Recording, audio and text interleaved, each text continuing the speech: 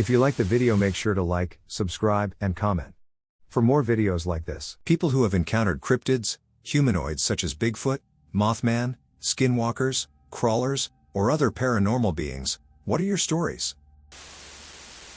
Cryptid sighting in Kentucky.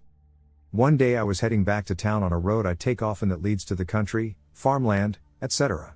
As I looked down the road, I noticed an abnormally large purple/maroon dog-like creature with a strange, distinct tail run across the road. It ran out in front of me and other people but still had enough time to make it across the road. The scariest part is that this thing was super long and not built like your average wolf, coyote, or dog. It also ran across the road in about 4 or 5 gallops. I have to sketch a picture and show y'all what it looked like. It had a very long, slender body with a muscular chest and a long, wavy, bouncy tail that was almost as long as its body. I saw this thing about 3 or 4 months ago but didn't know how to report it or who to tell. I'm going to buy a dash cam, and I drive through there often to see if I can catch another glimpse of it. It came from a farmer's field and ran behind a factory, and it disappeared. I haven't seen it since, but I'll definitely keep you guys updated and be on the lookout. I have no idea what to call this thing, but it was not a normal animal whatsoever. I've always been a firm believer in the unknown, but this shit takes the cake. It shook me for a while, and I only told my girlfriend about it because she's really open-minded. I had half the nerve to contact the Fish and Wildlife to report the strange animal, but they would just look at me like I was crazy. It did run out in front of 2 other cars that were driving on the opposite side of the road, so there were definitely other witnesses. I swear on my life I'm not making this up. What did I see? As a teen, a group of my friends and I, about 6 people, snuck out onto someone's land by Kettle Moraine State Park to sleep for the night. It was dark when we got there. We checked out the area and could tell we wouldn't be bothered. No fire or anything. We set up the tent and knew we'd be up and gone by the time the sun was up. We used to do this pretty often. We weren't partying or anything. We were actually exceptionally into wilderness survival and wilderness living. Anyway, we set up the tent, and we were all lying down side by side like sardines, just closing our eyes to sleep. Suddenly, we heard an animal like none of us had ever heard before or since. It's almost like what I imagined a wolverine sounding like when I was little. Just crazy, constant, very loud growling, and a lot of movement. It almost sounded like the Tasmanian Devil cartoon but with more of a growl sound and very real. We were all just paralyzed with fear. It was at least 50 feet away at first and was getting closer. You could even hear other animals running away from it. It got probably within 20 feet of the tent. We were terrified. No one dared move or make a sound. I remember just praying that whatever it was wouldn't discover us. Typically if an animal were around, we'd want to see it, not this. It sounded like it was just walking fast in a zigzag toward us, like it was trying to attack anything it saw. It sounded like it was definitely bigger than a large dog. Thankfully, it went off in a different direction. After it was far enough away, the whole tent breathed a sigh of relief.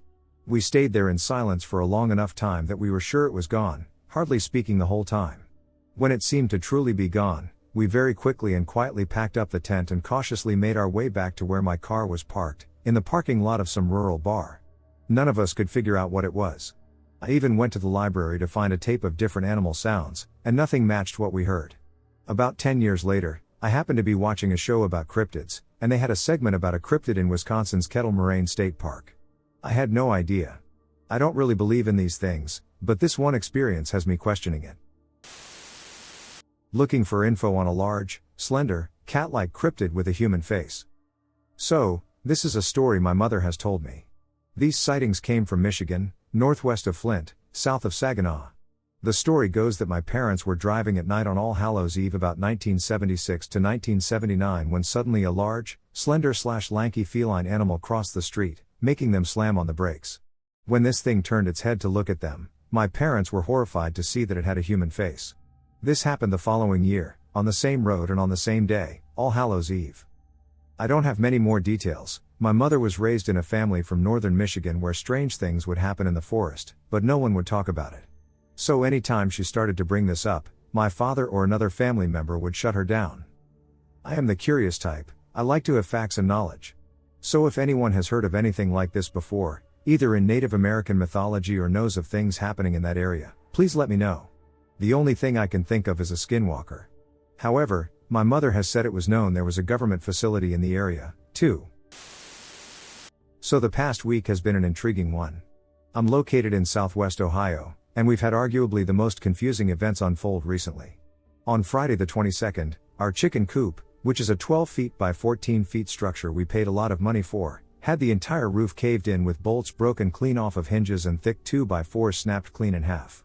We lost all 13 of our chickens, leaving 5 missing, 4 gnawed to pieces, and 4 dead but uneaten. The same night, our neighbor's large mastiff, nearly 7 years old, met its demise. We called the game warden upon hearing this, but apparently they can't technically issue any public notice until an animal is physically seen and or captured on video or photo. Saturday the 23rd, and the farm about a quarter mile up the road from us had all 16 of their goats killed, with only 2 being fully eaten and the others only killed. The game warden asserts that the creature in question is classified as a sport predator, meaning it hunts solely for the purpose of killing. The only thing is there are no sport predators in Ohio, and only 3 known species in America that are far too small to kill herds of animals and nearly tear a mastiff in half. This morning, Monday the 25th, half a deer was found in the graveyard near us, with 2 others being found scattered through the woods behind us that some farmers found while looking for some missing sheep. Could be related, could not be related. I'm unclear of the sheep's status in this, lol. Once again, the game warden returned and finally notified all the houses within a 3-mile radius that an unknown predator is in the area. Here's the spookiest part of all. This afternoon, the game warden told my father and neighbor that any trail cam footage that may help identify this thing must be reported to authorities and not shared online. I'll keep this updated if any more attacks may happen. We'll hope they don't, but be ready if they do. Kansas cow killer. My dad used to tell several ghost stories to me when I was younger, but would also tell me the story of the Kansas cow killer. This one he swore was true. He said that Paul Harvey even talked about it on his radio show. The rest of the story, sometime during the late 60s/early 70s. I've tried several times over the years but haven't been able to find anything that fits the story the way he used to tell it. There were reports of bite marks, claw marks, and partly eaten animals. There are other stories of slaughtered livestock, but this one feels different. No aliens. No shaved animals. No specific missing parts. The way he told it, there was a creature going around killing cattle in Kansas, hence the super creative name. But no one was ever able to catch it. As the frequency picked up, the farmers tried to be more prepared for this situation. Finally, a farmer thought he saw something and called law enforcement. They arrived and encircled his field, slowly closing the circle. As they shone their lights dimly toward a carcass of a cow, the thing stood up on its 2 hind legs, then turned and ran away on all 4s. I always pictured it as something like a wolf man. Anyone ever heard of this or a similar situation? Appalachia and Helene. A few years ago, Mount St. Helens erupted. That area was one of the biggest communities for Bigfoot. They thrived in those mountains. Lots of deer and elk for food, along with all the edible vegetation. It scattered survivors all over. There are a lot of reports that the military joined with some Bigfoot elders to search for survivors. With the elders hollering into the caves to find those in need. They airlifted out quite a few bodies. Now we have Appalachia with Helene. It's also an area known for a plethora of cryptids, including Bigfoot, as it's also one that fits in with their needs. Lots of privacy and forests that are not encroached by humans. This could lead to similar secret operations to locate, move, and hide the dead bodies. Those cryptids who feed off humans that survived are now moved closer to human populations but are also having a field day with all the deceased whose bodies were moved from their resting places and thrust back out into the light. This situation is quite unsettling to contemplate. A couple of years back, my boyfriend and I were driving on the country back roads of central Illinois. It was about 9 p.m., cold and rainy, mid-October. The area was surrounded by large wooded areas. We were in the middle of a conversation when we both abruptly stopped, a feeling of dread overwhelming us. To the right of the road was a 6/7 of a foot tall pale humanoid. Its arms were disproportionately long and thin. It didn't have any discernible facial features. It peered out from behind the trees and looked directly at us. We were both silent for about 30 seconds, and I finally said, "Did you see?" And my boyfriend says, "Thank God you said something. I thought I was crazy." A few days later, our 2 friends were hanging out in their car at one of the local park areas, surrounded by woods and cornfields. The fields were recently harvested, so you could see all the way to the tree line. They said they saw something pale, incredibly thin, and humanoid across the field. It ran kind of like a dog, and it disappeared into the woods within seconds. At first I thought it might be something different because I was thinking what I saw was more humanoid. Then I discovered that thousands of people have reported seeing humanoid, pale, naked, lanky things that move like dogs. There's apparently particularly a lot of sightings in Illinois, so that part adds up as well. There were lots of reports from the 1950s and 1960s of pale humanoids as well. Really makes me wonder. Anyway, I am now convinced there's an undiscovered humanoid living in America. We haven't proved they exist because they are swift and silent. They also hide in abandoned buildings, caves, and mines. Saw something in the cemetery at night. So I don't really know if this is the right place for this or not. But I don't know what to do with what I saw last night, and I can't stop thinking about it. I've looked up everything I could possibly think of, and nothing has matched what I saw. So I thought maybe it was something paranormal in nature and wanted to see if anyone here might be able to know. Last night, I and two of my friends went to a cemetery that was next to our campus. We are college students. We thought it would be fun to go around and look at all the graves and find the oldest one there. This cemetery is off of a main road that runs through the campus, but it goes back very far, so much so that if you were on the other side of the cemetery, you would not be able to see the road or the lights coming from the street. So we were pretty far back when this happened. The only light was coming from our phone flashlights, the moon, and the little solar light things that people put on graves, you know. And there are a few main paths that run throughout the cemetery, separating sides and allowing for a walking path. So my friends were on one side, and I walked across the path to see what was on the other side. I was almost across the path when I heard a rustling sound coming from my right, around the 2 o'clock direction from me if you were standing where I was, and I looked and saw this smaller white thing kind of curled up next to the trunk of this tree. My first thought was, oh, it's a rabbit, and I looked away, but as soon as I looked away, I realized that it didn't have fur or a tail or any ears I could see. It looked almost sleek. I looked back at it, and it moved. Now it was standing on all fours with its back arched, kind of like how a cat arches its back. Its legs, I guess you could call them, looked almost like human forearms. That's the best way I can describe it. Like when you put your arms completely straight and your elbow isn't really visible and it's just thin and long. I couldn't see its head, all I could make out was this thin, pale, pasty looking thing that was completely still. Once I clocked what I was looking at, I immediately felt a wave of heat come over me. Like getting the chills or goosebumps, but instead of cold, I felt so insanely hot. Not sweating, but even my insides felt warm. My brain immediately told me to turn and run back, so that's what I did. I ran back across the path and about 10 yards maybe back to my friends. They asked me what was wrong, and all I could say was that I saw something. One of my friends asked where he could go to see if he saw it too, and my other friend followed him. I trailed behind them a few feet, but I kept my distance. I wasn't going anywhere back to that thing. Now the one friend that asked where didn't see it, but my other friend did. She said she saw a white, fur-less thing, and it looked like it was hiding its head or face behind this tree. Now importantly, I didn't tell them what I saw, so her describing that she saw the same thing freaked me out. This time, though, she said it wasn't as arched and seemed to be standing more flat. She said she felt so insanely cold and got chills all over her body, the opposite reaction I had, but she ran back too. Our friend was upset he didn't see it and didn't seem super nervous or concerned, but I know what I saw, and I have another person to agree with me. I don't know what it was, and I can't get the image of this thing out of my head. I hadn't had a feeling of life or death like that in so long. Do any of you have answers to this? Paranormal/cryptid or not, I just can't stop thinking about it. Mothman in Michigan. This happened in about 1990 in southeast Michigan. On 2 occasions, I witnessed a tall, black, humanoid-shaped figure sprinting swiftly and seemingly gliding across the ground. Both times it was dark out, and both times it scared the hell out of me and the friend I was with. I was with 2 different friends. One friend was present at the first sighting, while the other was present at the second. They both saw it too. Back up about 4 years before I saw this creature. My friend lost his life while riding a minibike. My brother and I were getting cryptic phone calls from someone our age who wouldn't tell us his name. I can't remember what he'd talk about, but it was really creepy. One day I hung the phone up, and my brother asked who it was. I told him he wouldn't say. My brother guessed it was the kid that died. In 2002, I watched the movie, and it truly gave me chills.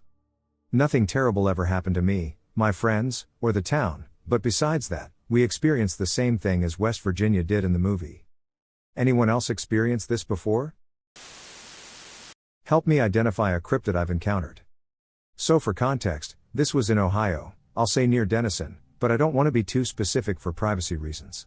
So last year I worked the closing shift, and so I often came home at 12 midnight or around there. One day I was driving home around that time when on a strip of road was a truck with bright LED headlights that was just parked in the middle of their side of the road. My eyes are sensitive to light, but I'm used to headlights at night, but these headlights were incredibly bright. I had to slow down as I got closer to pass them, and when I was about 2, they flashed their brights at me. I couldn't see a thing, and afraid I was going to get jumped, I sped past them. My vision quickly came back to me, and at first I thought it was just from my eyes being blinded, but it was moving, it was reacting, reeling away from my car. It couldn't be just my mind. Running across the road right in front of me was a tall creature that stood higher than my car, a 2001 Cavalier.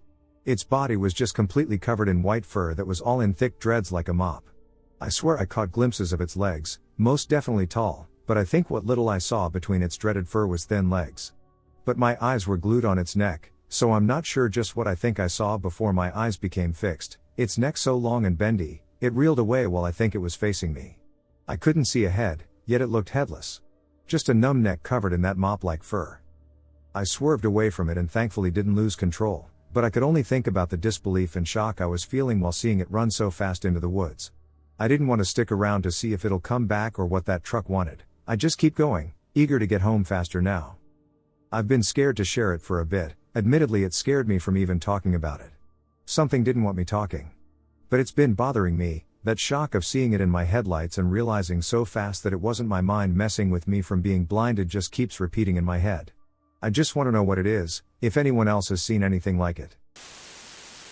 I saw a strange creature in the woods. This happened to me like 5 years ago, when I was 20 years old.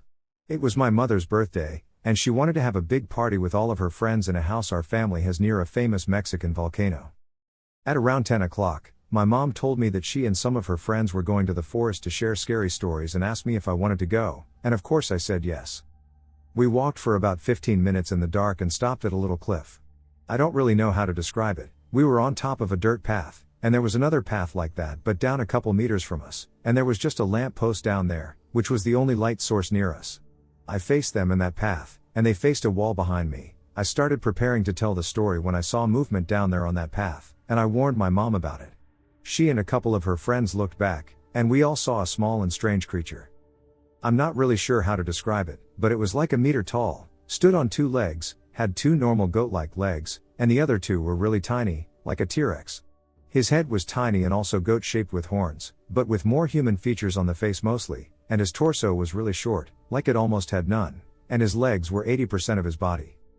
It saw us and started to walk away but stopped sometimes to watch us over its shoulder with curiosity, I assume because of its body language, and then a dog came out of nowhere and started chasing it away, and they went into the dark. We immediately decided to go to another, less scary place and didn't really talk about that strange encounter. We eventually returned to the house, and then my mom said something like, "Everyone who saw the creature, draw it on a piece of paper so we can compare." Everyone did, and it was the same drawing on everyone's paper. Around 10 people saw it, including children and adults. To this day we have no idea what that was. Strange dark figure near horse pasture. I would like to provide some background before I start the story. My experience happened near my horse pasture. The layout of this pasture is a huge rectangle with the long side going down over the hill and the short side having a barn on the top of the hill and the end at the bottom. Overall the pasture is about 900 feet long and 200 feet wide. My story takes place on the bottom right side of the pasture. I, aged 14, and my cousin, aged 12, were walking along the right side down to the bottom of the hill. About 600 feet down, there is a tree that is pretty easily climbed and big enough for us to both lay down. So we go up and hang out. At the time, my family had owned 7 horses, all of them following us down. So about 150 feet further down the hill is a large open field, maybe 100 by 300 feet. My cousin points out a shape to me. It's about human height and completely still. It's dark, and I mean this happened around 4 p.m. during the summer, so it was pretty light out, but it was the darkest thing in view. We had assumed it was the owner of that field. He uses the land to hunt and has a deer stand set up near where it was, but it wasn't season, and it wasn't moving. So we continued to look at it for what felt like an hour but was probably only a few minutes when we heard a horse neigh. In the time it took us to turn our heads, all 7 of the horses had started running up the hill in a rush. We realize it's probably time for us to go too and start running up. I had turned on the way up, and I couldn't see it, so we ran as fast as we could. This had happened in the bottom right side of the field, and when we got up, Every single horse was just standing in the top left side. I didn't see them move from that corner until the next morning. To be honest with you guys, I don't know if it was anything. We certainly couldn't find any explanations. Even 5 years later, I'm still clueless. I am telling this story secondhand on behalf of the person who experienced it. Someone told me this story in 2012, and it has stayed with me ever since. Now that I have recently discovered this channel, I wanted to share this encounter with others. The gentleman who imparted this story to me did so after a lengthy evening of enjoying beers at the fire pit in the backyard of his at the time Redding, California, home. He recounted the time when he was a teenager living in a nearby town called Red Bluff. He had a girlfriend who lived within walking distance of his home, and he used to sneak out and head to her house in the middle of the night. He recalled how the road he would walk to her place spanned a rural distance before reaching her neighborhood. On one occasion he was making his way back home early in the morning after visiting his girlfriend. It was still very much nighttime as he was walking along the road. At this particular section, the road passed through the long dark section of rural span only to be momentarily lit by the infrequent passing of car headlights. It was dark and quiet as he walked when he noticed the sound of what must have been footsteps following behind him. He was immediately made uncomfortable. It was not uncommon for drug derelicts and transients to be wandering at this time of night in this area. These would be characters you would certainly not want anything to do with at this time of night, at this location. He increased his pace, yet the footsteps seemed to remain just as assuredly behind him as before. His discomfort began to elevate to panic. Suddenly a car was heading toward him on the desolate road. He knew as the headlights passed, he would have a chance to see who was following him. The moment came, and he turned to see what this crackhead wandering in the night might look like, but what he saw was nothing of the sort. Humanoid. He explained to me what he could only describe as what looked like a large Great Dane walking upright on its hind legs. I believe he did say it looked like the creature had a snout. He said the skin looked gray, pale, and hairless, and it was very skinny to the point where you could see its skeleton underneath. The most memorable detail he kept recalling, though, was the way in which its rib cage protruded just like that of a Great Dane. The rest of the story is short. What he saw terrified him, and he started sprinting and didn't stop until he reached the nearest lit area he could find, which was a random parking lot. He stood there terrified until the sun came up, walked the rest of the way home, and never went down that road at night again.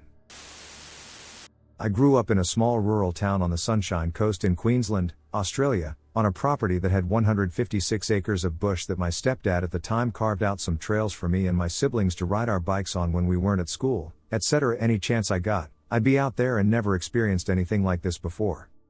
As a child, I enjoyed spending time alone and always felt secure and satisfied with my personal involvement in Teen vs. Wild. I would quite regularly grab a swag, a backpack full of snacks, jump on my bike, and find a new spot to pitch up the swag to just enjoy being away from it all. I never felt in danger of any predators since there aren't any, and any animal that would even remotely come close to causing me harm would immediately dip the moment they heard my bike, so being out there always felt tranquil. But this day was different. It was about 7:30 in the evening, and being the middle of summer, it was still fairly bright out on the trails, so I thought nothing ill of jumping on my bike and going for a ride for a few hours.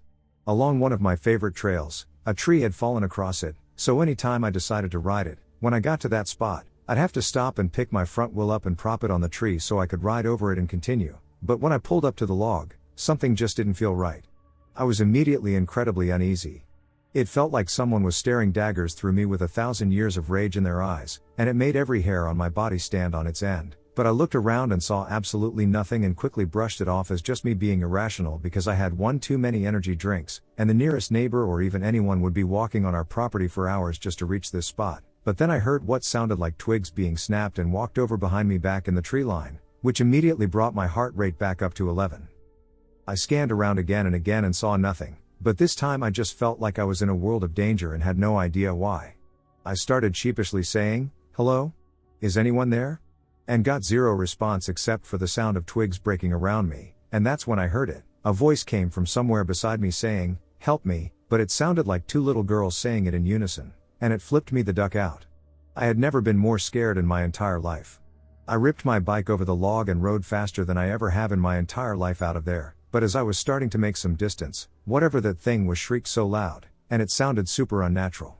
Almost like a person screaming at the same time as a giant truck's brakes are screeching. I just kept going until I reached the other side of the property and pushed over a barbed wire fence that backed onto a dirt road and pelted it back home. The only person I told about this was my little brother, and at the time he just called me a liar, and we moved on from it. It took me quite a while to build up the courage to ride those trails again, especially that one. But after that, I never experienced anything like it again. I'd love to hear your thoughts on what it might have been. Every logical thing I can come up with, I fall short with. A couple of years ago, a friend and I spotted a humanoid figure on some trails by my house. This week it came back. This first encounter took place in the summer of, I believe, 2016 in Ontario, Canada.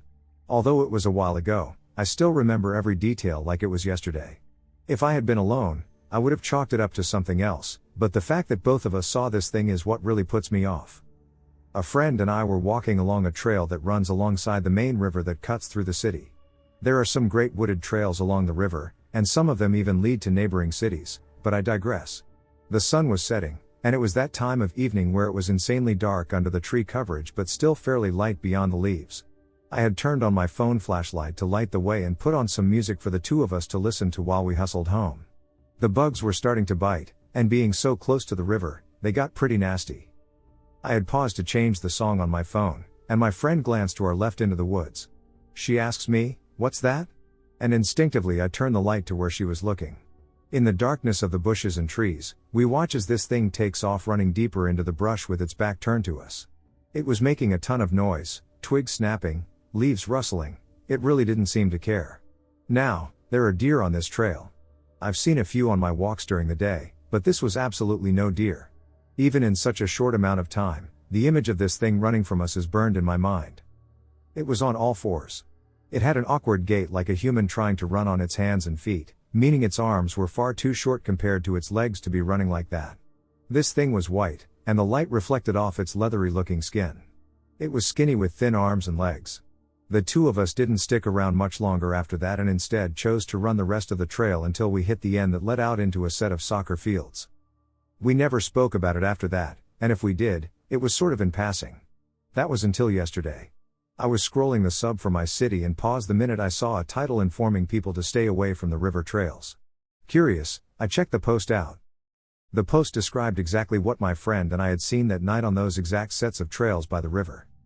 I broke out into a cold sweat and immediately texted her despite not speaking for a while, as adulthood has kind of caught up to us both. She told me she still thinks about that encounter and does so at least once a week. I'm always a little hesitant to share the story out of fear that I'd get the same reception. I know what I saw that night, and knowing it's possibly still in those woods along a set of trails I still walk to this day is kind of unsettling to me. Glowing white stag in Oklahoma. I recently saw a glowing white stag with bright green glowing eyes. I do believe in the paranormal and cryptology. I am also a pagan and have had encounters with fae. I'm curious to know if the white stag was a common cryptid, possibly a fae, or merely a visitor. It should be pointed out that I and my fiancé went through what we can only describe as a portal, as the fae aren't the nicest to us sometimes and are a bit of tricksters to us. About 5 miles down a winding country road, we smelled dirt, and then a deer ran in front of us as we passed a bit of dust, so it was almost impossible to see her until we were on top of her. We had slowed down and were waiting to see what might come after seeing the stag. The night ended with us back in our world with unanswered questions, and the stories about the white stag can mean 100 different meanings. Yes, I know that might be an exaggeration, but I digress, and a lot of them could be considered true in this instance. My life was about to change, and we didn't know how. I can sense the fae nearby sometimes more than other times. My patron goddess is Nyx, if that helps anyone. But he was so majestic, and the dogs were resting, so he didn't mean us harm, we knew that much. I could sense something wanting to make itself known, and I acknowledged it but made it clear I would see it, but I was not necessarily welcoming it into my presence. He was off in the distance, just my side of the tree line, standing there looking at me. As the car turned away from him, he took off as if to follow us but diminished his light so I couldn't see him anymore. Then about 5 miles, or minutes, later, the dust smell hit, and we saw the doe. Can anyone tell me if he was a cryptid or spirit or fae or other being, and if you've had similar experiences, where you were in the world? Skinwalker in Wisconsin. So I recently moved to Wisconsin and wanted to explore the backcountry 2 falls ago, so I took a trip from the south to Superior, mostly off-road, on fire roads, and whatnot. On my second night, I was in the Northwoods, and it was getting late, so I was on a back road in a heavy forest and decided to find a spot to sleep in my truck. I ventured down a dirt road, covering a distance of approximately 2 miles. At this point, it was dark, approximately 8 p.m., and there was no one in sight for miles. I found a trail in the forest, drove about 100 feet into the woods, and parked completely concealed from the dirt road I was just on. I got out to assess the area, but could not see anything as it was completely dark. I got back in the truck and set up for the night. About an hour into watching a movie on my phone, I heard a sound that sounded like a woman screaming, and my dog heard it too. I grabbed my pistol, turned on all my lights, and opened the door to see what it was. Mind you, absolutely no one knew that I was out there and was far, far away from civilization. I didn't see anyone or hear anyone, so I ducked back into my truck. I was a little freaked, but I figured it was wildlife. I rationalized it. About an hour later, I was falling asleep and felt my truck move as if someone pushed on it. Again, my dog woke up too, so I knew that it wasn't my imagination. I did not turn on any lights or make a sound, but my dog seemed uneasy. I told myself that if I heard anything else, I would get out of Dodge. Well, I ended up falling asleep, and around midnight I woke up to my dog growling, and it happened again. I put on my boots, hopped in the driver's seat, and got out of there. I am uncertain as to whether it was my imagination or not, but I am certain that I observed a tall, thin object running off the road as I approached a corner on the dirt road. It took about 30 minutes to get down the road because I continued down the original dirt road and did not go back the way I came. By this point, it was raining pretty hard, and I did not feel comfortable being anywhere dark. I drove an hour and finally found a gas station and ended up staying the night there. I have never been anxious in my life, and it takes a lot to get me feeling that way. I don't know what it was, but I know it was not human, whatever was out there. I know that much. I was hunting alone in my dad's stand, and it was near sunset.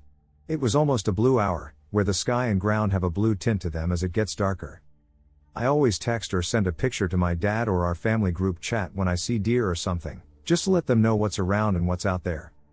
There was a half hour or so left of shooting time, and I'm looking out the window on the trail going further back in the woods, and I see what looks like a deer or something huge like a moose. Moose are extremely rare where I live, standing on its back legs. I could see this with my own eyes. It was pretty far away, so I couldn't see it super clear, but I knew I was looking at something 3x the size of a deer on its back legs up against a tree. Almost like it was brushing its back or trying to eat branches. I texted my dad and said I think I see a deer, but I'm not 100% sure. My dad told me to just take the shot. I didn't feel comfortable because I was always told, do not shoot unless you are 100% sure what you are looking at. The truth is, I had no idea what I was looking at. I'm getting goosebumps as I write all of these stories. I kept telling my dad I can't shoot it, I genuinely don't know what it is. I didn't know if it was a man, a bear, a moose, or a deer. It looked supernatural, almost like what you would picture a Wendigo to look like. My dad told me to shoot it, and as I was thinking and watching it, I just couldn't tell what it was. I even thought to myself, what the duck? What if it is a person or something? I can't just shoot at it. I pointed my gun exactly where I was looking to try to zoom in on it, and I could not at all see it with my lens. But when I put my gun down, I can still see it. Minding its own business, standing 12 to 15 feet tall on 2 legs with its back against a birch tree. I didn't know if it was a man or a creature, but I know that if it was a deer, I would have known it was a deer. This experience still makes me think heavily of what unknown things are out there and is making me not want to hunt alone anymore. I'm glad my dad hunted with me last year, but we both somehow got locked inside our stand. I spotted a white-haired humanoid accompanied by a friend. This incident occurred in Ohio, possibly in 2015. I would be 16 at the time. My friend and I were walking home from a local park, on the side of a somewhat busy street. Suddenly, I saw a glimpse of something sprint across the road and over the guardrail ahead of us. The other side of the guardrail is a steep hill and densely wooded area. He asked me if I saw that, and I was even more creeped out. He had also seen it, and our descriptions were nearly identical. It looked bipedal but seemed to be running on all fours, had what looked like grayish white hair all over its body, and was as quick as hell. We got up to where it would have been on the road and saw nothing on the hill or in the woods down below. We kept looking around but saw no sign of anything before we just agreed that it was really weird and kept walking. Devil-like creature check. I was 21, I was hunting in the woods, and I was looking for any sort of food, but I did not like the gutting, etc., so I got my friend to do it. I'll call him Morris for the sake of safety. He did all the cooking too, so he was truly the dad of the group. I had 2 other friends, who I'll call JJ and Mary. I tried to start a fire, but I needed Morris to help. We ate our food, and my friends JJ and Mary tried to get me to hunt in the night with them. I said yes. I regret that. They woke me up at about 10, and I started to get scared because I was thinking of the worst things to happen. But then I saw that thing. It looked like a human but so much taller, and it screeched so loud that JJ fell to the ground from pain before getting back up and running. I was unable to move, despite my best efforts, and it stared at me for an eternity before beginning to approach me. It seemed to be 9 feet with deer-like horns, and then my memory blacks out. This happened last year, in 2023. I work on a small ranch on a Boy Scout reservation, where I teach horsemanship and perform general tasks such as horse training and doctoring. The reservation is on Lake Monroe in Bloomington, Indiana. I'd like to add that because it is a Boy Scout reservation, we are not allowed to have or carry firearms. On Saturday mornings, most of the ranch staff goes to help the camp out with maintenance and cleanup and such, so in this instance it was just me and my buddy Xander down there at the ranch. We keep our supply of round bales, hay for our horses, in the woods at the way back of one of the pastures. Xander was in the tack room outside the front of the pasture raiding the mini fridge. We were trying to kill some time, so I figured I'd meander back to the round bales to check our supply and maybe call in a delivery if we were running low. The pasture is about 60 yards wide and maybe 150 to 180 yards long, with forest around the sides and the back. I walked way back to the metal fence gate in the back left corner, jumped it, and started toward the few bales we had stored under the trees to get a count. In my peripheral vision, I saw a coyote, which I then turned my attention to. It was really skinny, and I could see its ribs. Its limbs looked oddly long. I headed towards it to scare it off so it wouldn't bother the ducks we were raising, and it stood up on its rear 2 legs. I was creeped out a bit, but I know that it's normal for a coyote to rear up like that to get a better look at things, so I didn't think much of it. It was about 25 feet away and seemed to be about 5 feet tall. It was shoulder height on me, and I'm 6'1". I stopped walking because it looked weird and I didn't know what it was, but eventually I noticed that its front legs weren't attached on its chest like normal. They were attached kind of on its sides to create shoulders and a weird muscular and large build. Not large as in fat, it was skinny, but it definitely had toned and lean muscle. I mean large, as in tall and wide. Anyways, I was about to make a run at it to try to spook it off, but it took 2 real fast steps towards me, so I spooked and hauled ass back to the gate and over it. I ran through the pasture on a beeline for the front fence and tack room where my friend was. I heard it behind me, and I glanced back a few times to see it, and it was chasing me. However, it was matching my speed, moving upright and at what looked like a real easy and comfortable gait for it. I yelled/screamed so Xander would hear me. I kept running, and I saw him pop out of the tack room to look for me. In that instant I heard the footsteps stop. I kept running until I was over the pasture's front fence and by my buddy. We looked, and the coyote thing was standing still in the middle of the pasture looking at us, literally the middle, front to back and side to sidewise. After about 30 seconds it dropped down to all 4 legs and took off into the woods to the left of the pasture. We waited a little bit and then finished up, jumped in my truck, and let her eat up the gravel road to the bunkhouse. This was one of the freakiest experiences I've ever had. I still work there and will continue to. My great-grandmother was Oglala Lakota Sioux, and ever since I was a kid, I'd been told about skinwalkers and such stories, and I got my smackings for whistling at night. I definitely think it was a skinwalker that I happened upon. I haven't had any other encounters so far. I'd also like to add that I learned that Lake Monroe has some of the best preserved Native American sites in all of North America, such as the 11 Angel Mounds, and after learning about this, I'm pretty certain that it was some sort of cursed thing that came after me. Old story, huge fox bolting, standing up straight. For context, this happened in rural Ireland in the Curragh, big fields/plains with sheep, foxes, rabbits, etc., almost a solid 10 years ago now. This isn't a long story, but I still think about it a lot. About 9 or 10 years ago, when I was around 7 or so, I and my family were out with our dogs in the Curragh. Just walking the dogs off their leads, running around the big thistles, and looking for rabbits and climbing on those big metal gated things that they use for horse races.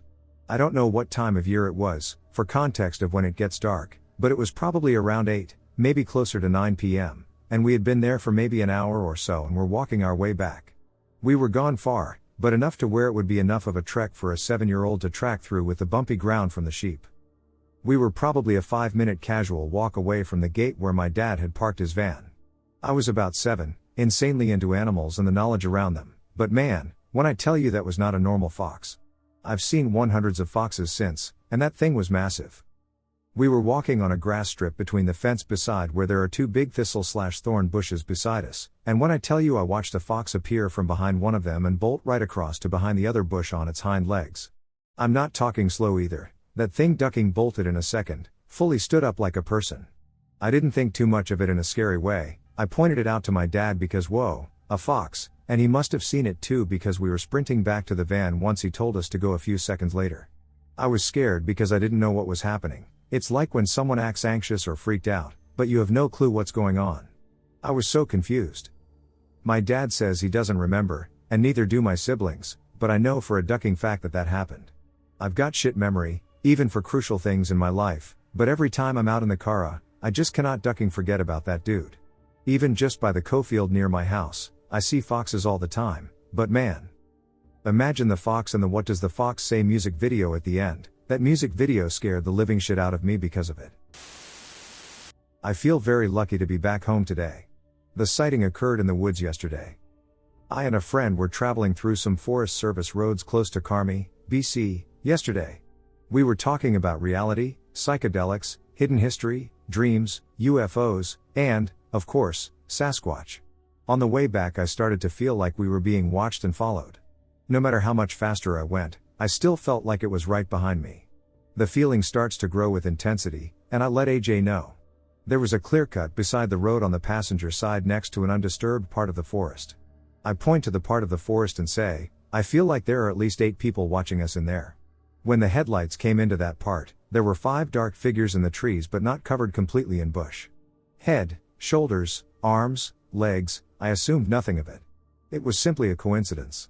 We drive right past the spot, but the energy/feeling I was getting stays right where I pointed, like it can't go any closer to town. AJ got a real good look at it all because he was in the passenger seat. I just saw 2 figures, and one had a long stick on his back, he told me. Excuse me? I asked. The first figure, sitting down by a log, turned away, and I assumed I was just seeing things. But then I saw another one standing up with a stick on his back, which reassured me it was real. With the figure sitting down, he could only see a large head and shoulders. He described the time of seeing it being longer in perception. Slow motion, to put it simply. I asked if there was a tip or a blade, but he didn't see anything like that, just a long stick being worn on its back, similar to Donatello from Ninja Turtles. AJ could only see the hips up because of the brush, but he said it was taller than 6.5 feet with very wide shoulders and a long, big head. This is an experience that will stay with us for life. This happened 9 years ago in the early spring when I was 15 years old. I was at a friend's house in corn country about an hour north of Indianapolis. Nowadays I am very familiar with the paranormal/unexplained, having had multiple shared experiences with friends, but at the time I was a major skeptic. I had not even heard of Skinwalkers. I didn't fully process what we saw until years later. I came over to my friend's house to hang out like any other time. I brought my pellet gun, he had one as well, so we could shoot some moles on his farm property. After a while his brother joined us, and we eventually got bored of looking for moles. There was a patch of wood about the size of 2 football fields a little over a mile away, completely surrounded by empty cornfields with no access points from the nearby road. The 3 of us decided to walk out there because it seemed like a good idea. We were bored kids looking for fun. We put on some boots and headed out with our pellet guns. The walk wasn't super far, but it took us a while to reach the woods because all the spring rain from earlier in the week made the empty field a big mud pit. So muddy, your foot disappears with each step. Then right as we walked through the brush surrounding the edge of the woods, we saw it. This creature resembled a Great Dane in its build. We had seen coyotes and wolves before, and this was not that. It 100% looked like the biggest raccoon we had ever seen. We could tell we caught it off guard because it was just standing there on all fours grooming itself, and then it immediately locked eyes with us when one of us pointed at it and said, "Look at that thing." There was a couple of seconds where we just looked at it as it looked back at us before it quickly turned around and scaled a 60-foot tree. We lost sight of it in the canopy. We looked at each other and said, "WTF was that?" and discussed how the tree climb scared us most. It only took a few strides up the tree using its front 2 paws to grab a spot on the tree to lift and launch itself up the tree. The arms were freakishly long and lanky looking when it climbed. It honestly looked somewhat human the way it articulated its arms as it climbed. Like its elbows jutted out to the sides as it pulled itself up. We talked about how freaky that was some more and decided to keep looking around because even though we were spooked, it was intriguing, and we wanted to see if there was any other freaky stuff around. There definitely was. There were easily over 100 animal carcasses and bone piles scattered throughout the woods. Most of them were cows, raccoons, and opossums. There was one spot, maybe 25 by 25 foot, that had at least a dozen cow carcasses ranging from just the bone left to one that looked less than a week old. They were definitely being eaten by something with huge chunks of flesh being missing. I know cows get loose all the time, but damn if this didn't look like a feeding spot. My theory is this thing was stealing cows from local farms for food. There are a couple within 5 miles. We also found a man-made small pond near the middle of the woods. It couldn't have been more than 6 feet wide. There was a shovel and plastic bucket sitting next to it. Once we found that we were pretty freaked out again, we decided we better head back because we had less than 2 hours of daylight left, and there was a lot of thick, deep mud to slowly walk through to get back. That's pretty much it.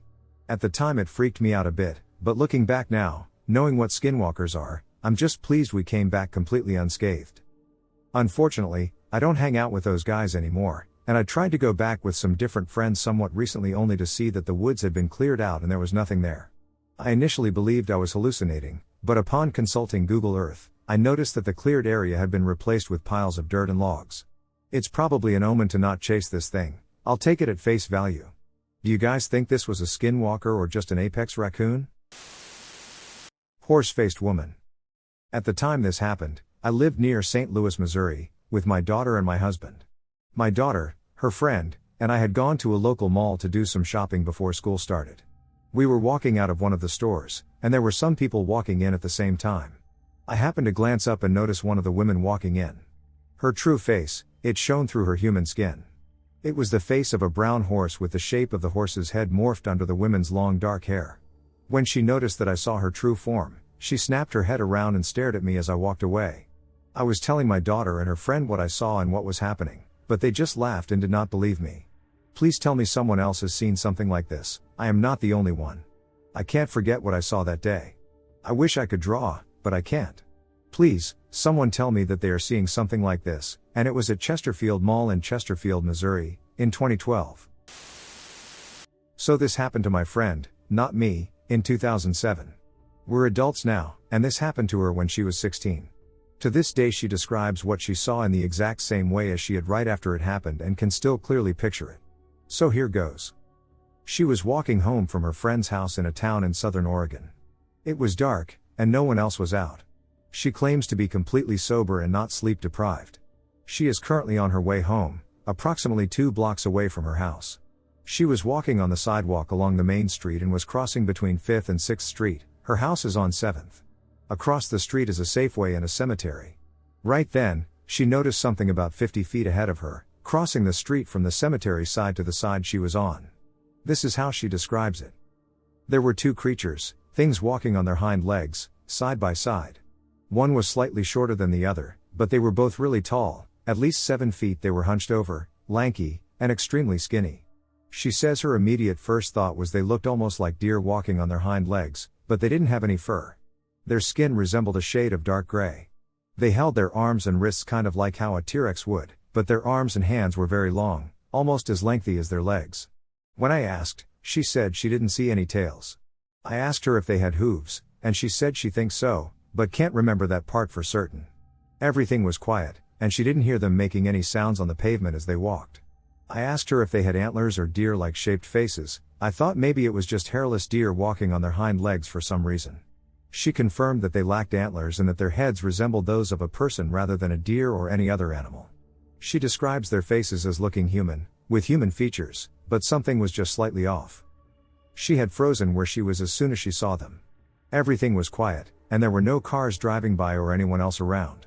Which is normal at night in our small town. She says she stood there kind of in shock. She watched as the 2 creatures slowly walked side by side, silently, from across the street and over to the side of the street she was on. She says they didn't seem to see her at all, or if they did notice her, they didn't act at all like they did. She says they acted as if they were simply a couple going on a casual night stroll together. She doesn't remember feeling any negative energy or vibes, she just felt fear because she was pretty damn scared.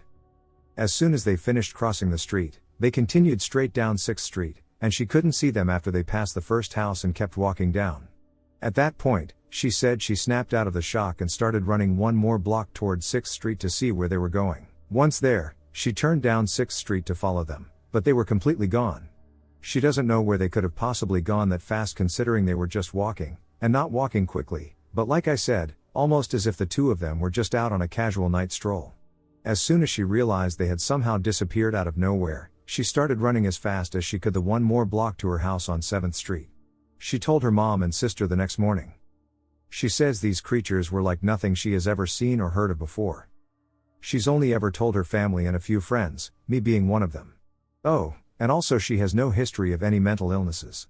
But whenever I ask her about it, she describes it the exact same way and is still pretty shook up when she thinks about it. Nothing like that had happened to her before or since then. Anyone know what this could be? I've heard about note deers, but I'm not sure that really fits because I think those are more animal-like shaped and usually on all fours. If you guys have any questions, I will ask her and get back to you. I would greatly appreciate any input. Thank you. What did I see in the woods? An encounter I wanted to discuss, 2015. For context, I'm 28 currently. When I was 19, I had recently gotten out of a bad personal situation and went to stay with my parents for a short time. Life was tough at this point, long story, not as relevant. My parents live in Washington state in a tiny rural town called Oso. A year prior, a large mudslide had occurred there and was a national tragedy. It's a valley between mountains and a wooded, swampy region. Both my parents were out late at the casino, so it was just me and their small dogs in the house. It was about 2 a.m., maybe 2:30. While watching TV, I heard what could only be described as a woman violently screaming for approximately 20 seconds. The dogs all went wild as a result. I didn't think much of it. Could have been a rabbit being killed close to the house or possibly a mountain lion.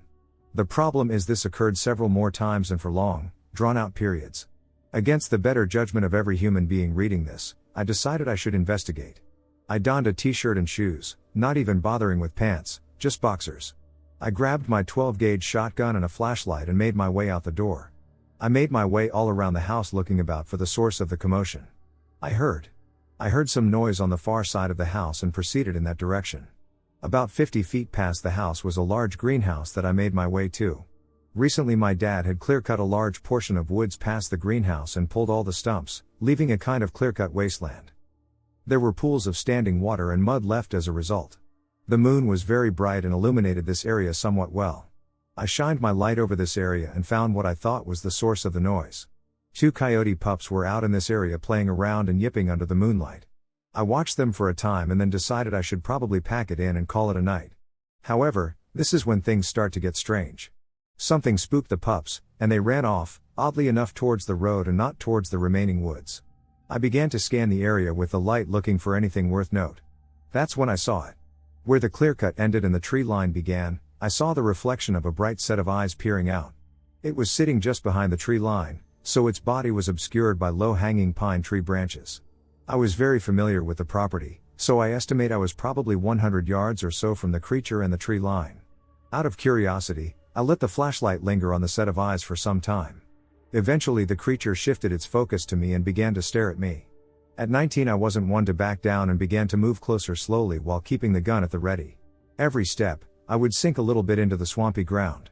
After moving about 30 feet closer, I began to feel a little uncomfortable as a couple of things occurred to me. Based on the height of the eyes and blurry body shape in the dark, this thing was quite tall. The eyes were spaced oddly far apart from what I could tell. The thing seemed to be gently swaying and would only blink occasionally. It never broke eye contact with me. At this point I felt almost an aggression towards it. At the time I thought maybe I had found a person or something out there. I raised my shotgun and racked it, grabbing the live shell and feeding it back into the tube. I was hoping for some kind of reaction more than anything. I called out saying I was armed. There was no response. With the gun raised and the light trained on the tree line, I moved even closer. At this point, fear started to flood in. The hair on my neck was standing, and my heart was beating faster. This animal stood taller than me and had piercing yellowish green eyes. Oddly shaped from what I could make out. I could only faintly make out a shape of a body and head, as it was obscured by the trees. Eventually I reached a point where the ground was starting to give too much and the mud was getting thick. I stood and simply stared down with this thing. Honestly, I was paralyzed at this point.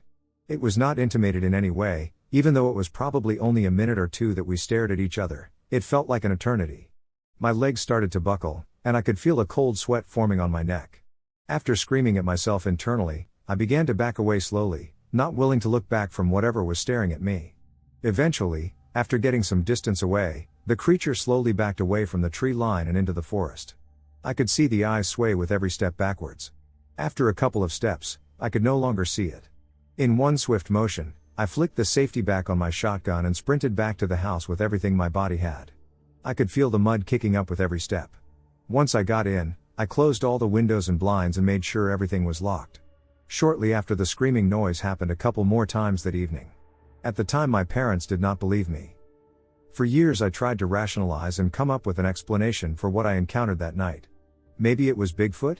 Could it have been a large deer or even an elk? I didn't like telling the story as it made me relive the discomfort. About a year or two ago, I spoke to my friend's stepfather, who was a very high-ranking Tulalip Indian. He told me that what I saw could have been a skinwalker and that I would be marked for life now. I have had strange things happen on a hike once when it got dark around Diablo Lake. A couple of months ago I was doing a water damage job for an older couple in Olympia, and it was starting to get very late. I went out to the van to grab equipment, and out in the woods I could hear what sounded like a dog being violently attacked or killed. I immediately told my lead we needed to leave and explained to him as well on the way home. He agreed that I may have been marked by something supernatural. Possible cryptid in Central Texas? So this story is mostly secondhand, but I have seen some of it myself, but here we go. So my family has lived in Austin their whole life. A few years back they moved into a nice house on the Colorado River, and flash forward to a few weeks ago, things started getting weird. First happening, my dad and mom love feeding the ducks, they are getting old lol. Anyway, they started getting a large congregation. I want to say 3 weeks ago, when a few of the ducks started being killed and dragged to their back door. They thought it must have been a neighbor's cat because it had teeth marks, but the neighbor said their cat had died a month or so before. Second happening, one night my mom said she heard the sound of one of their ducks being mauled, so she got my dad to run out to scare the thing off, but it was too dark / far out into the water to see. They both swear they saw glowing green eyes. Last happening, my mom swears that something started rearranging all her lawn decorations. The houses along the river have backyard lawns that are very well kept for the passing boats and tourists, so she has a bunch of gnomes and flamingos and whatnot. Keep Austin weird, I know. Well, it apparently started out with little things moved here and there but quickly ended up with all her decorations being thrown into a heap. I've since visited and can confirm the lawn, and I have also seen the photos of the ducks. This can't be a person because they would hear a boat approach and have motion sensing lights, which have failed to go off. Is this a cryptid? Has anyone heard of a water cryptid near Austin or Central Texas? I encountered a humanoid, off-white colored creature in the woods. A few years ago, I saw something weird in Georgia near Cumming, in someone's backyard by a small creek. The fall was calm and quiet at 4 to 5 p.m., with birds in the background. I was with a few friends and my brother at the time. We noticed this figure, and it stood out because of how strange it looked. It was cream-colored or off-white and didn't have any facial features at all. The head looked football-shaped, not exactly a football, more like an elongated oval, and the rest of the figure seemed pretty human-like in shape mixed with alien. It was around the same height or maybe a little taller than a normal person, and it had a slim build, not fat, but not muscular either. At first, it was just standing there, staring at some sticks it had in its hand. After a while, it looked up and stared at us. It didn't move or make any sound, just stood there watching us. We ended up running away after that. I wasn't really scared at the time because I was like 7 or 8. The area around us was completely still, with no breeze or movement in the trees. It felt too quiet. The stillness added to the weirdness of the whole experience. About a year or two later, I went back to that area with just a friend and my brother, and I saw it again, only this time it was closer, maybe about 150 feet away. It was still staring at us, just standing there and not doing anything else. It didn't approach us fast, but it slowly hovered towards us. I definitely knew it was aware of us. After that, I never saw it again. If anyone has seen this or knows what it is, please let me know. An off-white or cream-colored humanoid with a football-shaped head and no facial features is around average height, maybe a bit taller. When I was 14, around 2001, I was hunting on my family's property here in upstate South Carolina. It was a bright morning in mid-October. Rifle season had just begun. The sun had been up for about an hour, and the deer were moving well. I had seen a couple of dozen in the food plot I was hunting right after daylight. After the deer had moved out of the plot, I thought I could hear someone singing. As I sat there, the singing got louder and louder, and I could hear laughing and giggling. I thought to myself, who in the hell is out here in the middle of the woods during hunting season with their kids? As the singing got louder and louder, I finally caught a glimpse of movement. I took out my binoculars to see what it was. The small field is about 80 yards long, and back then there were large pines at the end of the field that you could see into for about another 50 yards. What I saw was what I first thought was a young girl walking through the woods. She was singing and laughing like she was as happy as she could be. She was just inside the tree line, and I could see her plain as day. When I finally got a good look at her, she wasn't a little girl. She was a beautiful, dark-skinned, slender woman with long, dark, curly hair. She was wearing a brown dress and was barefoot. I watched her as she stopped right by a stump and touched it and giggled again. The stump came up to her shoulders. She was admiring it and talking to it. She stood there for a moment talking to herself, then suddenly stopped. And looked around like she had an idea something was off. She looked in my direction, never really at me. After a few moments, she started humming and kind of walked and skipped directly away from me. She then turned to the right, and I lost her in the forest. As soon as I lost sight of her, the humming and giggles completely stopped. I never heard it or seen her again. I sat there confused, but not really scared. After a few hours I decided to come down out of the stand. My curiosity got the best of me, and I went to investigate the stump I had seen her looking at. I walked over to it, but it didn't make sense. The stump that had come to her shoulders barely came up to my waist. It made no sense to me. But I saw what she was looking at. There was a wild rose bush on the back of the stump with one flower that was open. Again, this was in the fall, and it bewildered me even more. To this day, I have absolutely no idea who, or what, this tiny, barefooted woman was. Or why she was out there. I have hunted that same food plot many, many times over the years hoping to see her again. But never have. I will always be intrigued by her and hope to see her again one day. Like I said before, I want to be scared or disturbed by her, just very curious and confused by her actions and the flower. I guess I still am to this day. Mothman? Okay, I'll share with you guys an experience that I had about a week ago. So I'm on vacation in Rome to visit a friend, and we went to Bracciano Lake, close to a town called Trevignano. We often go to the town because it's nice, but on top of a hill, there are some ruins.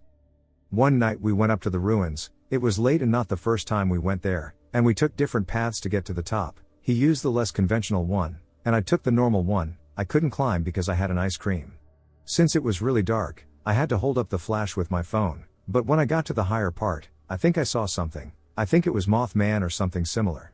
I could only see it for a moment because it literally disappeared right after. The description is perfect, all black with red eyes. I didn't have time to see if there were wings or not. So, since I'm very sure I saw it, I did my own research about Mothman sightings. They all seem to be consistent, all the same description, and in or near Chicago. But there was one thing that felt off, the fact that there was a lake. There have been various sightings of Mothman near or over a lake, so I figured there could be something similar there in Bracciano too. Everything I know about the Jersey Devil, feel free to add info in comments. Hey everyone. I recently did a deep dive into the Jersey Devil, and this is a summary of everything I was able to find. I thought this would be a great place to share it. Please feel free to add more info or correct anything I got wrong. The most cited account of the origins of the devil is usually told in some iteration of this story. In 1735, a woman referred to as Mother Leeds found out that she was pregnant with her 13th child. Frustrated with the news of having to give birth yet again, she cursed the child in frustration and retorted that the child might as well just be a devil. When the child was finally born, her wish came true. It burst out of the womb with an animal's head, a bird's body, and cloven hooves instead of feet. The child flew up the chimney and took up residence in the swamps and pine barrens of southern New Jersey, where it has lived since.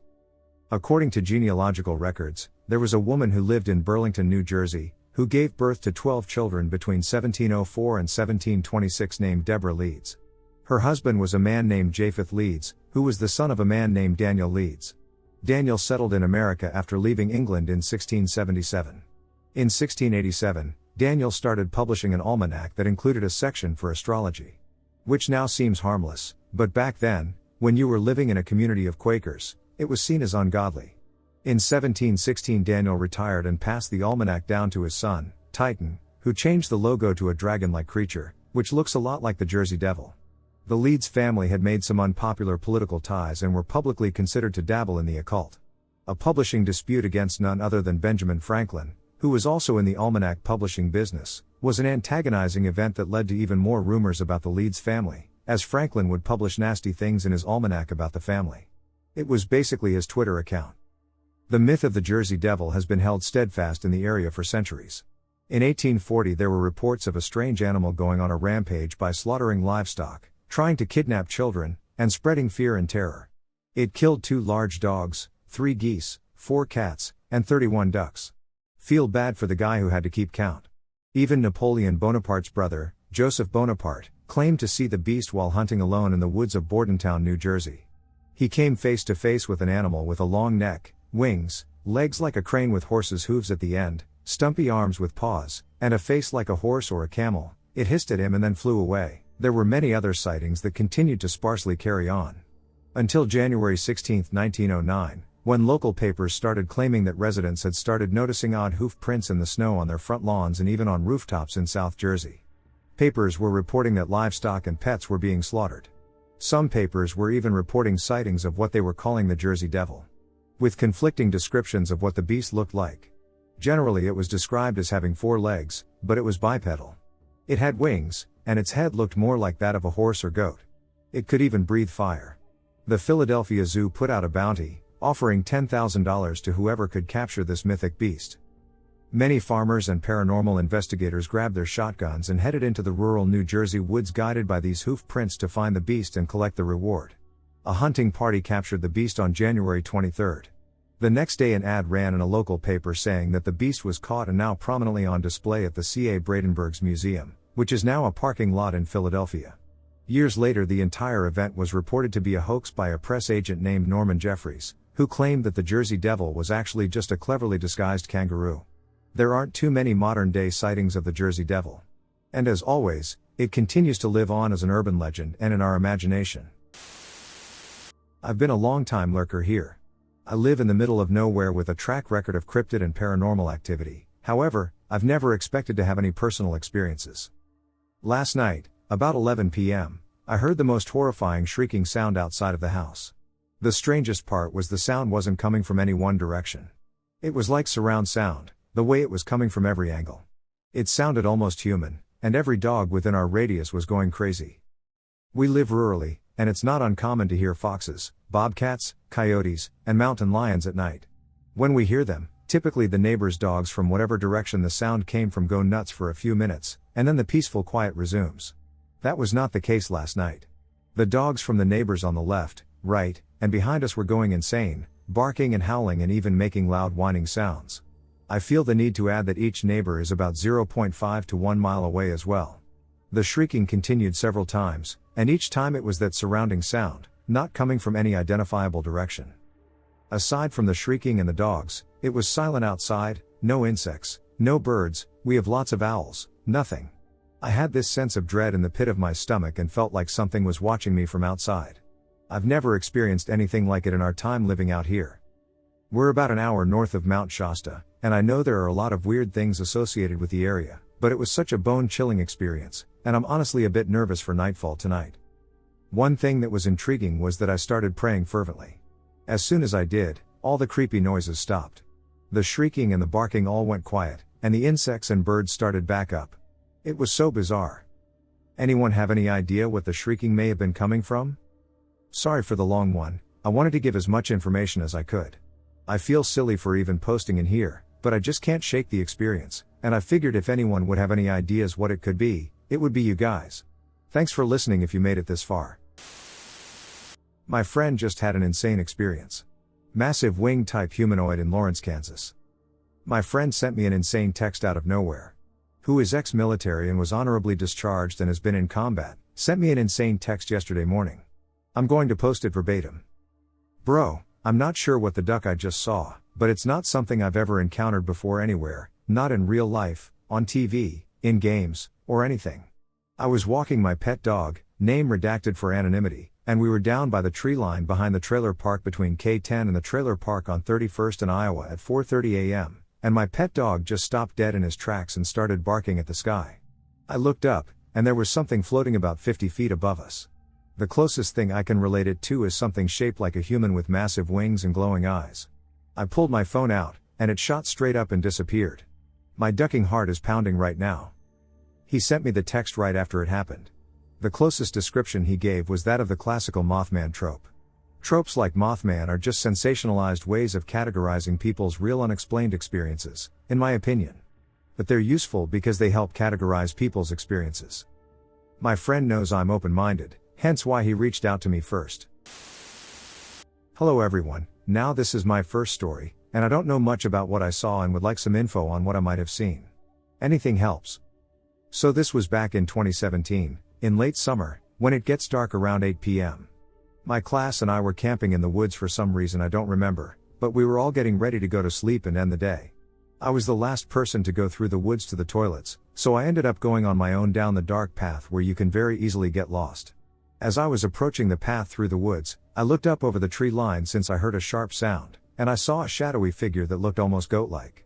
It had pointy horns that were completely straight, larger than the trees, and could change size. My only reason to believe it was able to change size is because after freaking out at the first sight of it, I tried throwing a rock at it, and all of a sudden it shrunk and disappeared through the tree line. I ran back to the campsite where the teachers were. I told them about it, and of course they didn't believe me, but I know what I saw, and I'm not someone to fake things in my mind or lie about things that can hurt someone. I told them all it's dangerous and not to go back in even during the day. I stayed clear of that path while the others did not during the last 3 days of being there. All the children my age all came back with some type of injury that they couldn't feel/didn't know about. If anyone can give some info as to what it may be, I would greatly appreciate it. The one thing I can think of that somewhat resembles it is Krampus, but it wasn't. I believe. I encountered this in 2017 in the United Kingdom in an area called Suffolk, and I've lived from then on as if something is always behind me with bad intentions, but I've never seen whatever I feel and still warn people to this day that they shouldn't go toward forest paths. My encounter with Sasquatch. I'm 43 now, and this took place near Deadwood, South Dakota, in the Black Hills, when I was in the 5th grade. I'm pretty sure it was during the summer months between my 5th and 6th grade years in school. So quick math says I was 10, maybe 11, my birthday is in July, years old. Anywho, that matters because at that age I was old enough to be aware of my surroundings and to know the difference between imaginary friends and real life ones. So basically none of this was imagined on my part, and everything I'm going to say is to the best of my ability/memory, true, and in no way exaggerated or over-sensationalized for effect. We lived in the small town of Lead, South Dakota.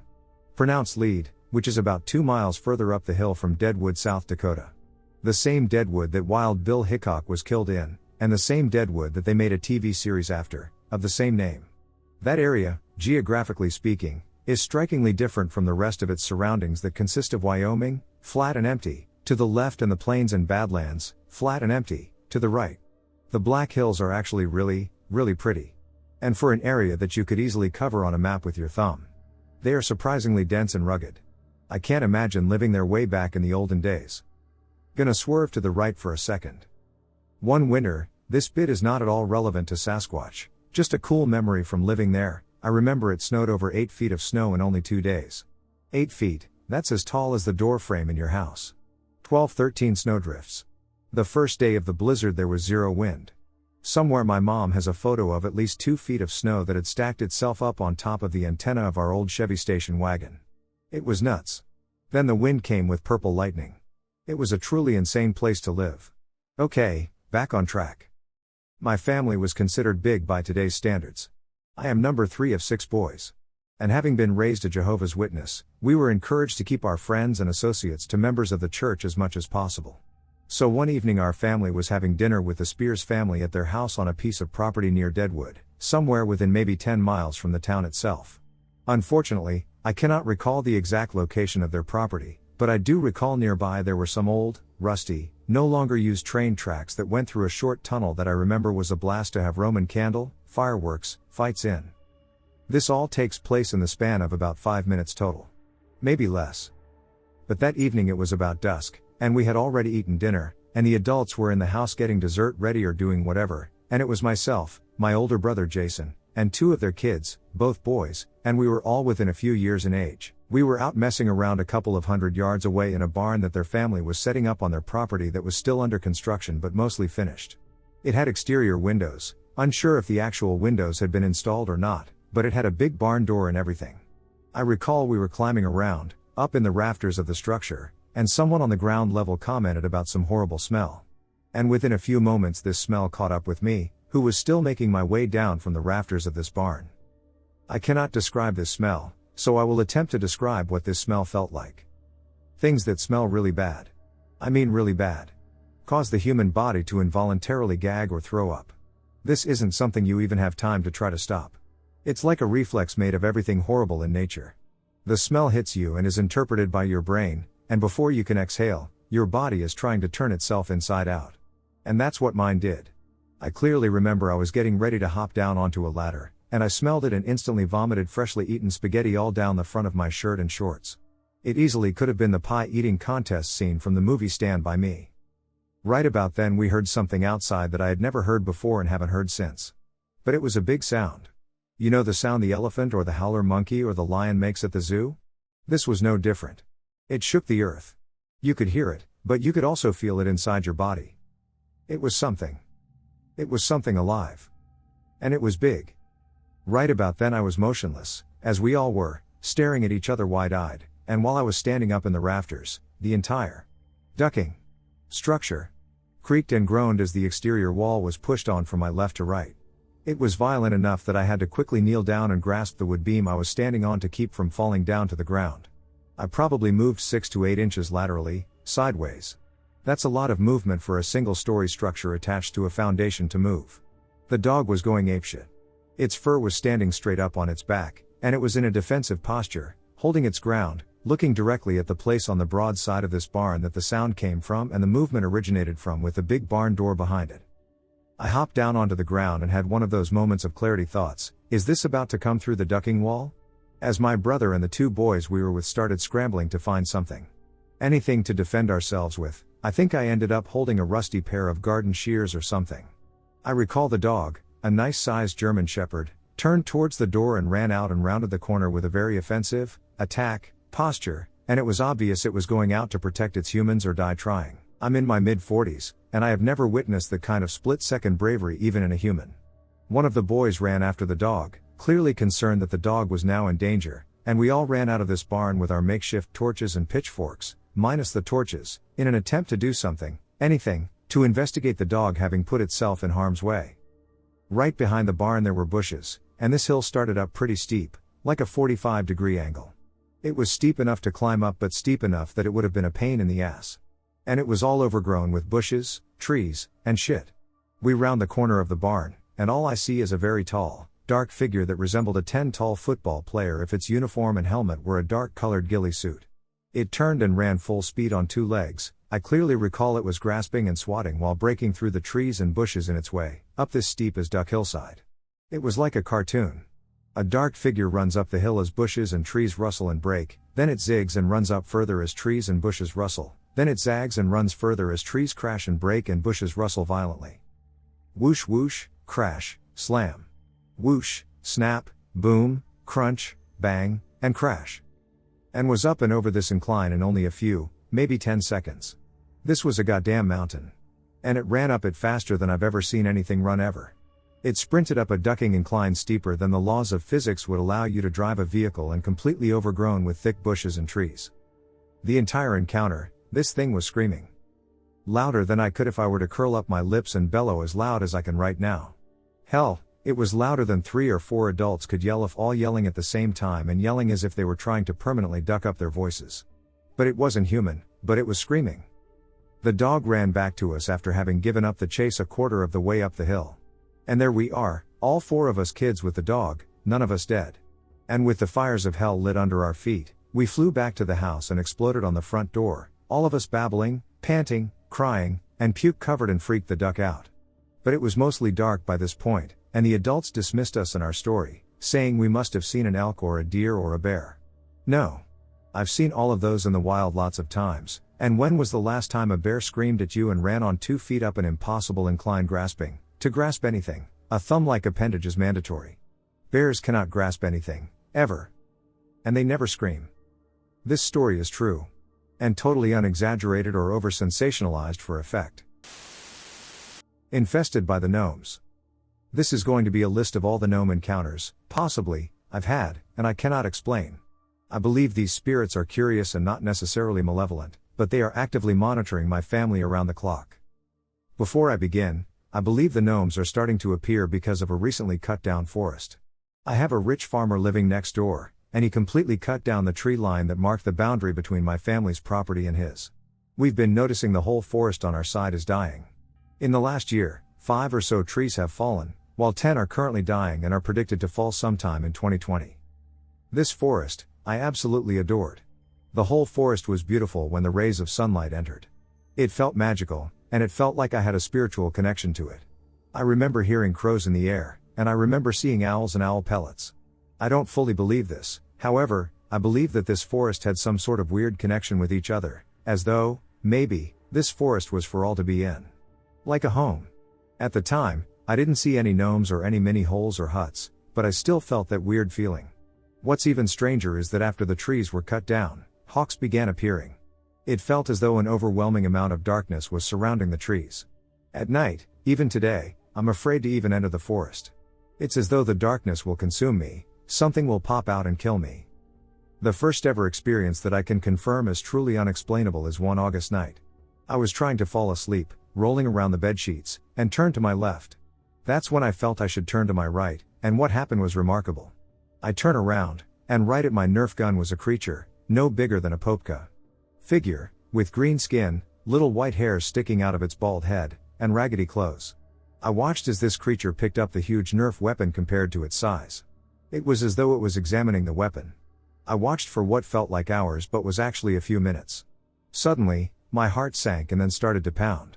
Fear was building up, I didn't want it to know I saw it. After giving it some thought, I turned back to my left, only to find it had vanished. That's not the only one, no.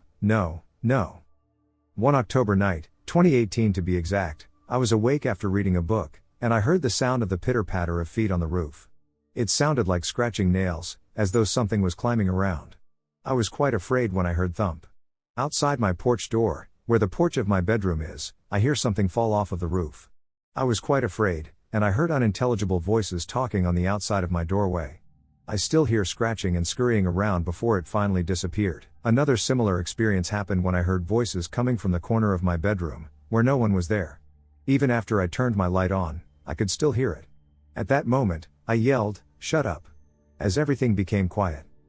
A more current experience was when I was writing up a prompt about hearing voices in the forest when, out of the corner of my eye, I saw a green figure dash into one of the bushes in my parents' garden. It was strange, because we have no green creatures here in BC, and I clearly saw that it was humanoid and not a snake. What was even weirder is that the bush it entered kept shaking, as though something was going down in there. I was afraid of going over there, as I had had an encounter with one prior and didn't know what it'd do. After 20 minutes of typing, I decided the best option was to go investigate. I grabbed a baseball and went to the bush, peering over. Nothing. I thought that was strange. Now, I told you about the voices, and some people think it could be the gnomes communicating. They appeared strikingly similar, prompting me to question their authenticity. So, I recently have a mall that was placed in my next door neighbor's place and has a little park in between our properties. I was walking home after getting my Subway sandwich when, clear as day, I heard, "Hey!" right behind me. I immediately turned around, no one was there. It didn't just happen once, it was the same thing, in the same place. I was walking back home from the Subway through the forest, and once I got up to my property's hill, I heard a voice, and this time it said my name, Garrett. I turned around, thinking someone was playing a prank. Once I heard my father's voice yell my name, and guess what? My dad wasn't even home. I believe that the gnomes are appearing because of how many trees have been passing away so suddenly. Over 10 trees on our property are dead or dying, and I think it's because of our stupid rich neighbor. Anyway, I hope you like this story, and I hope to talk to y'all soon. Merry Christmas. P.S. I live in British Columbia, Canada, if anyone is wondering. If any of you British Columbians have any similar experiences, please share. Smiling Skinwalker. I've had a draft of this story set up for a while, but I've been too worried and scared to tell it. It made me question everything. My faith, my eyes, my sanity. I've decided it's time to finally let others know about what I've experienced, as it may help me move on. At least that's what I hope. I recently moved westward to Arizona from the boring state of Oklahoma. I am a devout Christian, and never once before this had I believed there were entities in existence that we couldn't hunt down with our modern advancements. It's 2019 for heaven's sake. You'd figure if we wanted to find something, we would, and most of all, we could. It was the 23rd of December, 2018. I was in Payson, Arizona, a bit north of Phoenix. My friends and I, in our Christmas spirit, decided to head out north of town, about 5 to 6 miles or so into the forest on a secluded trail. It was cold that night, some of my friends shivered and displayed obvious signs of unpreparedness. I was layered fairly well, and yet the winds and frigid cold punctured through my layers and onto me. We wanted to make a bonfire, warm up, enjoy ourselves, and have a few drinks. As soon as I got into the car to head that way, I knew something was wrong. I felt sick, uneasy, and something in my gut told me to just stay home. But I couldn't put my finger on just what, and I ignored my ever so looming feelings of anxiety. We picked up friends and headed to the trail. I'm a huge nature lover and always felt safe in the confines of the forest. I felt in control, at ease. But not tonight. It may sound cliché, but I'll be damned if it didn't feel like someone, or something was watching me when we finally got there. And when I had gotten far enough down the trail that turning back would be no hasty endeavor, it finally hit me why I felt so eerie. That same year, during the weeks prior to Thanksgiving, I was here before. It's not a spot we usually go to, therefore, I was not familiar with it, nor were my friends. We were coming out for the same reason we were in December, for a few drinks around a bonfire. It was late. I, however, hadn't had any spirits that night. It was my job to gather firewood. I didn't mind, my chance to survey and explore the area around us wouldn't be bad. Things took a strange turn before I had even left our area. I was at the edge of the light being cast from the small bonfire I was to gather more fuel for. In the faint glow of the far trees, I caught a glimpse of something dark behind a tall pine. I asked backwards to my friends if it was out of the ordinary for people to be hanging around this spot. My query was only met with silence from them, as they drank on. I took a few more steps beyond the comfort of the blaze, keeping my eyes affixed on the tall, shadowy figure fixated behind the tall trees.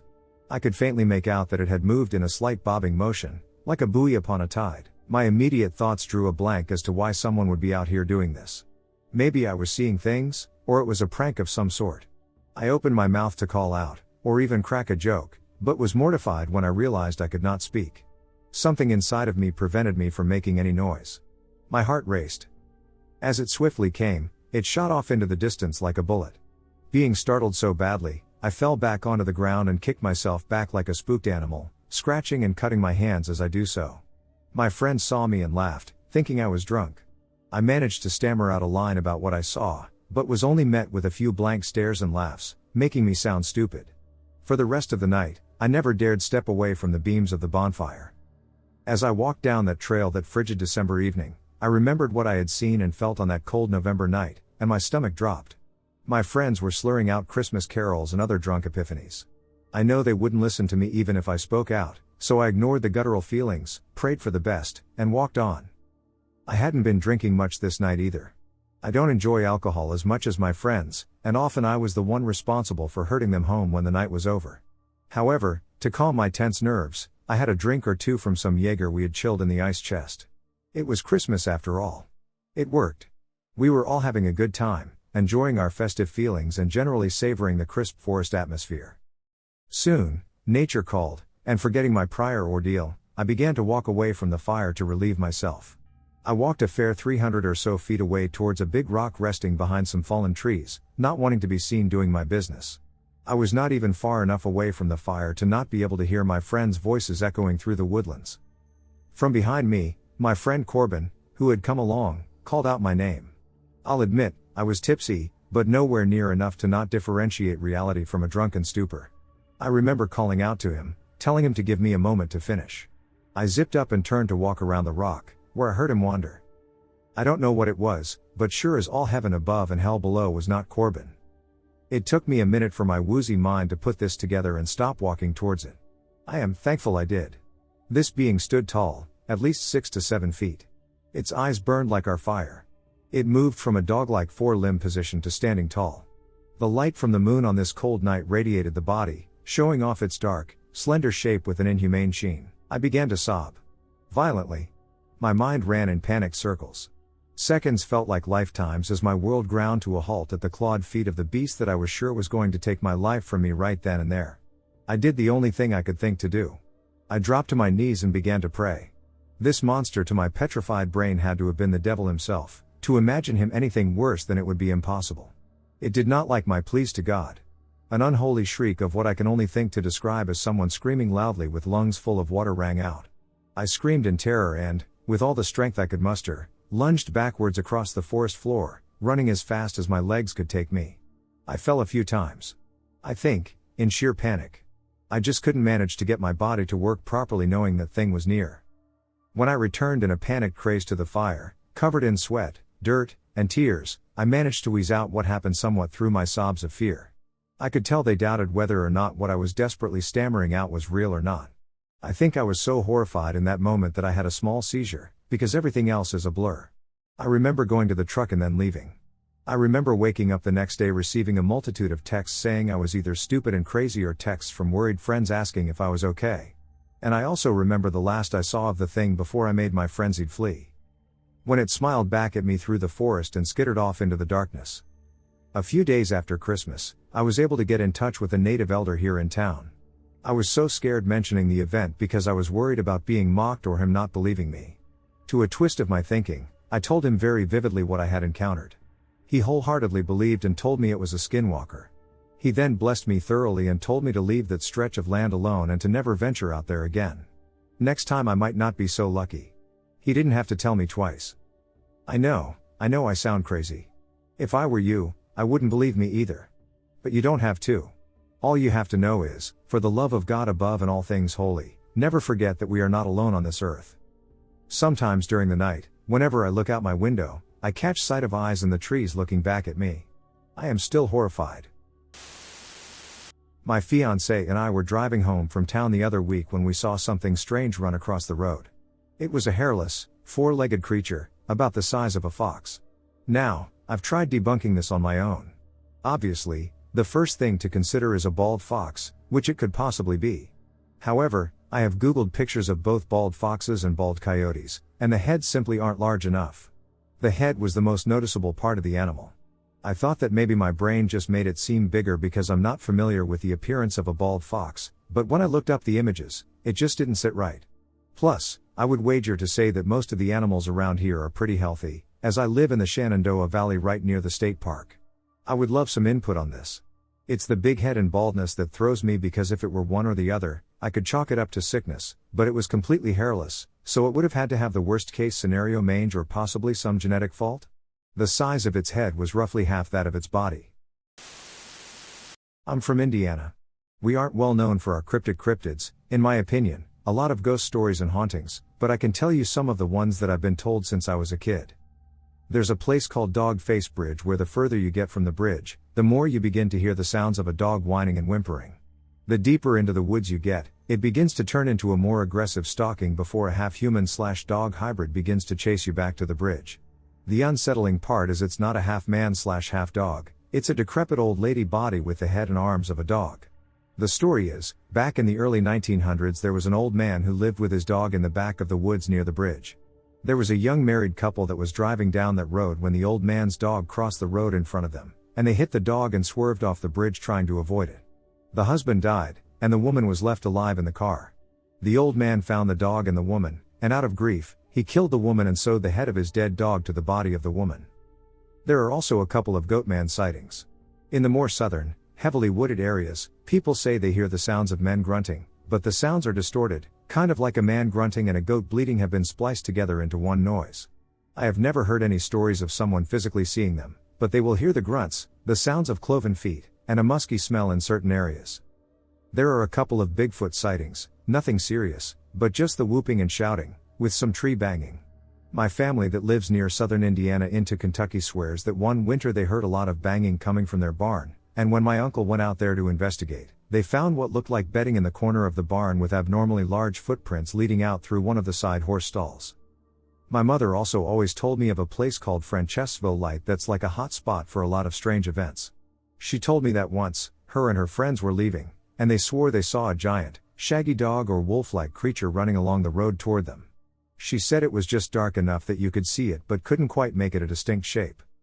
There's also an abnormally large turtle named Oscar that's just an absolute unit of an animal. Something I've read about but never seen or heard first-hand accounts of is mermaid-like creatures called mudmaids. All of my stories are from verbal passing downs. I wish I could point you to a couple of sites to further your reading, but this is the best I got. Country, Hungary, summer 2024. I was at my friend's place for the summer with his stepbrother. Us three are good friends, and almost every night we went out into the woods or just walking past them. We have a strange mind that we want to see something strange no matter what. Well, one night we did. We were going home already, it was so late, probably around 2100 hours or so. We agree on checking one last place and going home after that. We went to the place, it was an abandoned horse ranch. The location was not far away from my friend's house. We saw a random humanoid-like creature on the end of the road. It was fully white and glowing. But it didn't light the ground or trees around it. We wanted to go close to see what it was. We started walking towards it when it suddenly looked like it turned around. It wasn't walking away, it stood in one place. We panicked and ran home. At home we started shouting and yelling at each other because none of us knew what it was, and everybody said different things than the other. We agreed on going back and finding out what it means to see who was right. The second time we went there, we saw it again, it was still there. This time we went closer. All of a sudden we heard a dog barking at us. And we ran away. The dog was white like the creature and stood on an empty plain on our right side. It's really strange too because we all had the same experience, but we all see completely different things. Me, I saw the dog. It was big and white. There was no fence separating us, nor was there a chain on the dog. My friends didn't see it but heard it bark. The strange part is that obviously we run at different speeds. There was almost a 10 meters to 15 meters difference between us, but we all heard it directly behind us. And when at the end of the street we stopped and looked back, the dog disappeared. My guess is that the humanoid thing used a hallucination attack on us. What do you think? What could this creature be? I had some more weird shit happen last night. I took my two dogs for walks. I normally walk Finn, large, all-black German Shepherd, toward the park where I have had these experiences, and I walk Booger, Chi Terrier mix, in the other direction toward downtown. On my walk with Finn, about a block away in the direction I was headed, I saw 3 or 4 deer calmly walking toward the park. Most nights where something weird happens to me start like this. The deer seemed completely unbothered by me as I approached. They kept walking toward the park but stopped every few steps to look back at me, as if they wanted me to follow them. Then, as Finn and I reached where the deer were, I noticed about 10 or more other deer waiting as well. They all start walking together, calm but still looking back at me every few feet. On my way toward the park, I smell the stench of rotting meat. I know the smell very well, as I used to be a butcher. It was strong. It felt as if someone had filled my nostrils with rotting ground meat or something similar. At the same time I smell this stench, I get the chills. Finn's hair stands up, and he gets more nervous. I can feel the air around me get colder. As we continue walking, I look down an alleyway that cuts the block in half, and if you were to walk down the dark alley, you would spot me out where I eventually walked back home. I was 2 blocks away from the park. When you reach the park, you can either turn around and walk down the same road, you can continue into the park, or you can continue on the road that turns left. Looking down that alleyway, you are looking at the part of the road that continues left, which is the way I take every night on my way back home. What I saw I tried to convince myself wasn't real, or maybe I just saw something else, and my brain tried to convince me it was this. A large, muscular, pale, hairless creature, that was moving fast. So fast I could barely see it. I saw the motion down the alley about 2 blocks away. The exit of the alley on that side has a streetlight directly above it. It wasn't standing still, it was moving, and it was moving fast. The only reason I'm positive what I saw wasn't a deer or something normal is because of something I saw later that night that I will write about when I talk about my walk with Booger. It solidified that what I saw was something I wasn't supposed to see. In the meantime I convinced myself I was making stuff up and being a wussy. As we approach the tree line of the park, the large group of deer moves to the side of the street where the neighborhood is, while I'm on the side with the tree line. I notice something in the clearing. A lone deer, separate from the large group across the street, staring directly at me. I have my flashlight pointed at him, and I even hung up my call with my wife to use my phone to take video of this moment. This lone deer doesn't even have micro movements from breathing. The other deer across the street were constantly readjusting. You might be thinking to yourself, oh yeah, deer do that with bright lights shining at them. Deer in headlights always act like that. Just wait. Finn starts to pull very strongly, acts anxious, nearly knocking me over. I turned to look across the street toward the large group of deer for at most 3 seconds before quickly turning around to face the lone deer again. In those 3 seconds, that lone deer is easily 30 feet closer to me, still not moving, staring directly at me. I have this on video, I have pictures. I felt weird, I felt unsafe. I've lived in rural Iowa my whole life. I am and have always lived outdoors. This didn't feel normal. I was scared. I back away while shining my light at the deer. Once I get a block or so away, he finally turns around and calmly walks into the tree line. The whole way home I feel like I'm being stalked, not just watched, but like something is following me. Now, I went home and sat for a bit and tried to talk myself into believing it was all coincidence. After nearly 20 minutes, I started to walk Booger, my smaller chi mix. The entire walk was nice and very enjoyable. Actually, I had my earbuds in and was talking to my wife about what I saw in a joking way. "Man, I'm such a coward, I really scared myself for no reason," I said. At the end of the walk, I turned to go down our alleyway as I leave from the garage on our walks. I stopped speaking about what I saw on the opposite end of the alley. My wife heard me stop. I want to preface this with I did not have any substances, including alcohol, for weeks up to that point. The most I ever do in that department is a few beers, or I'll use some weed to ease anxiety if life is getting hard. I have no mental conditions that will cause me to hallucinate. The most I have is a personality disorder resulting from trauma that I've been overcoming quickly this last year. I saw 2 large, muscular, pale, hairless creatures walking like apes at the end of the alley. The same thing I thought I saw with Finn, this time not going fast, much closer, and it felt intentional. I saw them walk across the street very slowly, staring directly at me. These were not deer. They didn't have long faces like deer, they didn't have fur or tails, they didn't walk like deer. They weren't slender like a deer. My first thought was honestly that I was looking at 2 hairless male lions. This occurred in the heart of Iowa. I stood there, paralyzed with fear, well after they had left my sight. 15 seconds later, I finally get the courage to walk the few feet into the garage. When I take my first step, I see a third one. The third one slowly meanders across the street.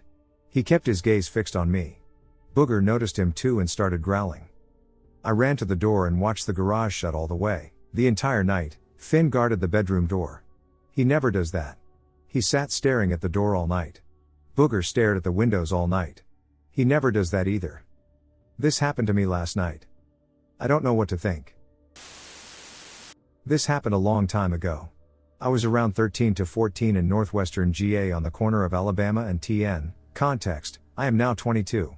I was at my stepdad's house, which is situated down a long driveway in the woods.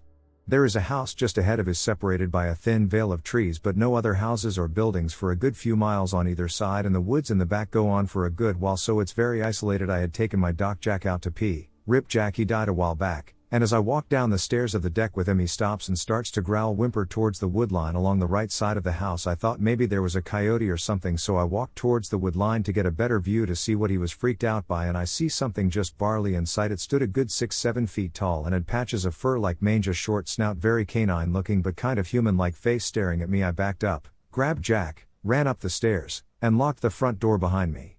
I never saw it after that, and it didn't make any moves other than when it was looking at me. But it spooked me sufficiently I refused to go outside or even anywhere within the house by myself, to the point I was too scared to even leave my room to use the bathroom. Yes, I had a few accidents. I know it's gross and embarrassing, but I was a kid and freaked the duck out.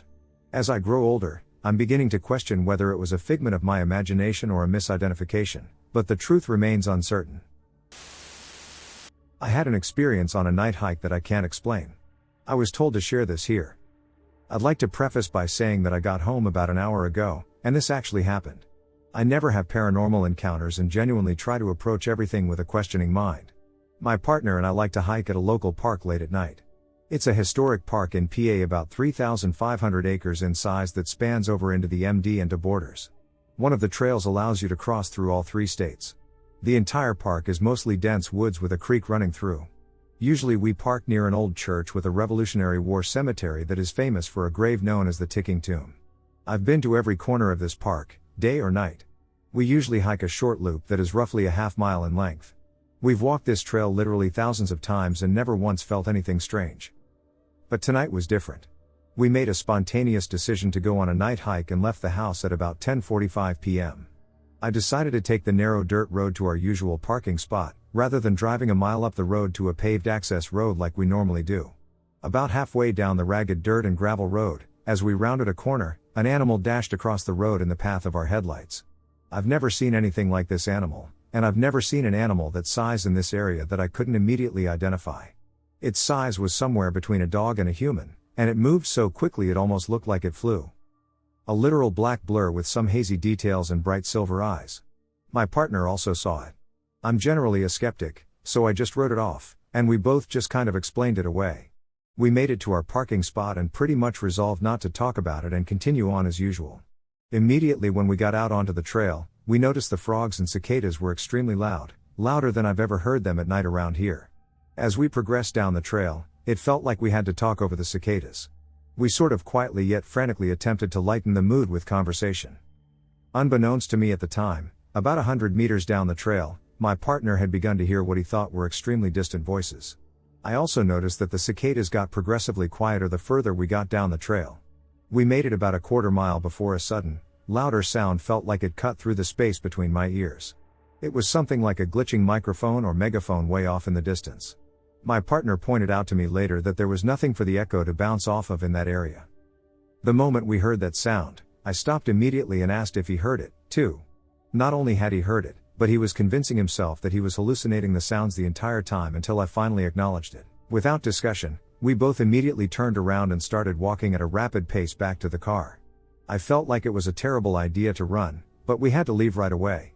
We hoofed it back to the car with the feeling that something was following us all the way to the entrance. When we finally got back into the car and started driving, the feeling of urgency didn't go away. We made it all the way down the main road to our first turn, and I felt a moment of complete confusion. As I slowed to the turn, my partner asked me, "Do you not know where you are right now?" Because neither do I. We have literally driven this road thousands of times. I made a split-second decision to turn right, which was thankfully the right choice. The next road went along the perimeter of the park and parallel with the trail we were hiking. The fog was thick, unlike what we had experienced on our way in. We spent maybe 20 minutes at the park. Just as we made our way past the area that we had turned around, another animal darted across the road in front of our headlights. It looked exactly like the one we saw on our way in, only closer and in more detail. It had silver eyes and what looked like ears or horns. It was still insanely swift and either a blur or a wraith. I don't know how else to describe it. I get this really weird feeling when I think about it or talk about it. The feeling started when I saw it run across the road the second time. I feel like it's because I acknowledged that, whatever that thing was, I couldn't explain it. I feel an almost burning sensation in my sinuses, my eyes water, and I get a strange tingling in the back of my skull. Like I said before, I'm usually a skeptic when it comes to this kind of stuff. But this experience has left me rattled. This actually happened to me when I was a fair bit younger, but a while back I was solo backpacking on an unfamiliar but really lush, kinda twisty little backcountry trail. I was using a lot of gear I had made from natural stuff, and it was early summer, so I didn't have any hunting licenses, and I didn't have a gun or anything with me. Literally just a short kilt I had made and a couple of flint knives. I had had a really nice couple of days of my trip, and I was encountering nothing but pleasant weather, peace and quiet, and nature in all its glory. Then, on the third day, after I broke for lunch, I noticed movement on the trail behind me. I was carrying a lot of weight in a homemade triangle frame pack as a strength building exercise, and I wasn't going all that fast. I thought at first it was a hiker, so I made a little effort to slow down to let them pass, but they never seemed to catch up. Eventually that started to become irritating, and that was when I started to notice the movement just off the trail behind me. It was staying behind trees and bushes and around bends, and I couldn't make out what it was. Its silhouette was indistinct, and it was staying behind cover.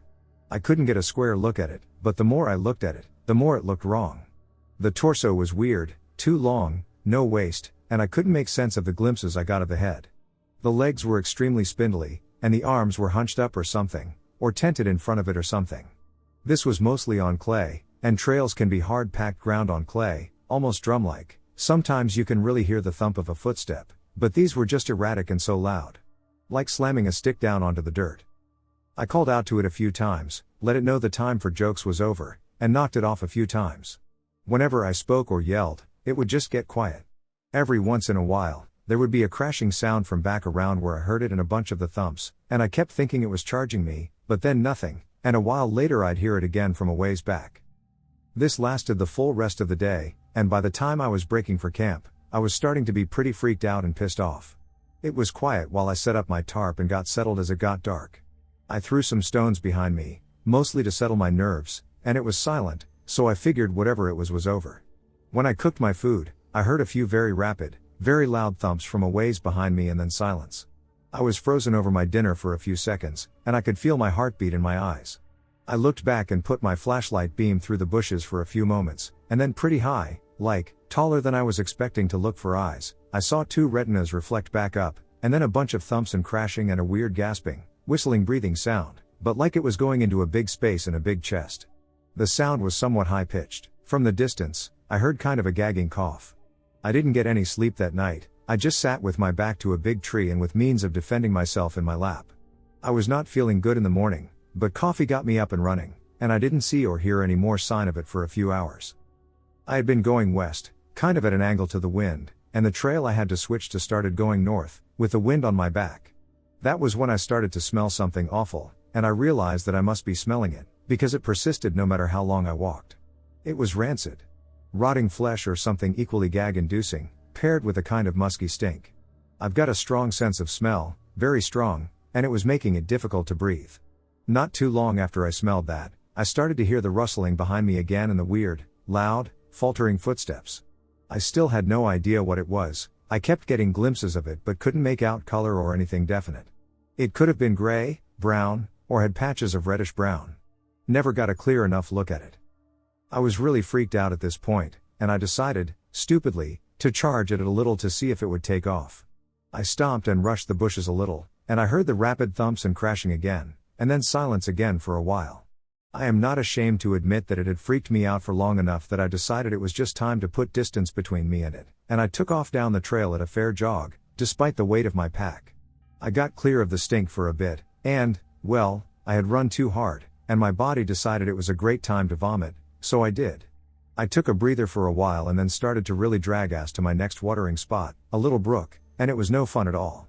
Took me most of the day to get there, and I ended up skipping lunch because I didn't want to stop. I ended up deciding to set up camp closer to the water than I usually do. I was determined to get some sleep, but still freaked out, so I decided to do something I wouldn't normally do, and I set my hammock up really, really high. Links around 4 or 5 feet off the ground, with my feet a little lower than my body so I could roll out and land on them. I ate my food as quickly as I could and then climbed, best as I could, into my hammock and tried to be as still as I could. I started to doze off almost immediately. An important detail is that I keep my pack on another tree with my poncho over it and my bear locker in a food bag even further away, hanging in a tree. It had been drizzling for a few hours at that point. I don't know how long I slept before I was woken up by this bizarre, plasticky drumming sound. Really, really loud, paired with the bizarre thumping and weird breathing, and the stench was back big time. It took me a moment to come to, and then I was in full fight or flight. The noise was so weird. I had one of those little inflatable lanterns hanging off my hammock, so I flicked it on, and I could kind of vaguely see around me, the bushes and stuff. As soon as the night went on, the noises all stopped. Silence, long enough for crickets to start up their bullshit again. Then rapid steps and the thing popped through the foliage into the little area I had set up my tarp and hammock, and I could see it more clearly for the first time. It was long-torsoed and thin-legged and moved lurchingly, with a weird, too big head apparently pierced through with a branch or something and lolling, arms apparently outstretched in front of it, and I could see its eyes reflecting back at me, greenish-yellow. I got that much of a glance and dropped down to the ground in my bare feet with my hatchet in hand. When I looked back up, I finally recognized it. It was a mule deer buck, covered in sores and dirt and skeletally thin, stumbling around on its hind legs and going from tree to tree snapping at leaves or something that weren't there. Its breathing was super ragged and weird, and its head was loosely floppy on its neck. As it got closer to me, it fell down, making the crashing sound it had made before, and then struggled back up. When it noticed me, it froze, pissed a bunch, and then took off into the bushes. I would have laughed if I hadn't been so relieved and tired. I went to inspect my food bag, and it looked like I hadn't tied it well enough or high enough, as it was down, leaning against the trunk of the tree, and it had had the ever-loving shit kicked out of it. There were bent and scuffed bits all over my bear locker. I figure it must have had CWD or something, but Christ did that duck with me. I marked a few spots with arrows pushed into the mud so I could find the tracks in the morning, dried off, and slept for a few hours. I ended up searching around the place for a while in the morning, and it had already been muddy as I was putting up my shelter. Here's the thing, I found deer prints from where it had come in and left, but outside my clearing, from the direction I had heard it coming, I only found one print, a lot smaller than my feet. I'm size 11 and flat-footed, with a high arch and only 3 toes, and it was in deeper than my prints. No other tracks that I could find. I caught the rotting meat smell a few more times on the way back. I was supposed to go 2 days further in and then turn around, and I decided to just head back to my car. I actually heard the thumping as I was getting back to where I parked, and I ended up hustling the rest of the way. I skipped sleeping the next night and just walked through it by flashlight. I kept hearing things, too. I haven't hiked on that trail since, if I'm being honest. I saw the Mothman, and that was just the beginning, a true Oklahoma encounter. Date, 1998 to 2001. Location, Oklahoma. For years, I've kept these experiences to myself, unsure of how to explain what I saw, or if anyone would believe me. I should mention that I'm agnostic and generally try to be skeptical, but as time has passed, I've come to realize that these events are a part of who I am, a strange chapter in my life that still lingers in the back of my mind. These events have stayed with me over the years, and I haven't been able to find any logical explanation for them. I've decided it's time to share the story, not just for myself, but in the hope that someone, somewhere, might understand what I went through. These are the events that changed my view of the world, and even now, they continue to haunt me in ways I can't fully explain. So, here it is, the truth of what happened, starting with a fireball in the sky. The fireball. This strange series of events began when I was around 10 to 12 years old, one night when I was heading to stay the night at my cousin's house in our small rural community in Oklahoma. My mom had given me permission, and even though it was already late, we set out on foot.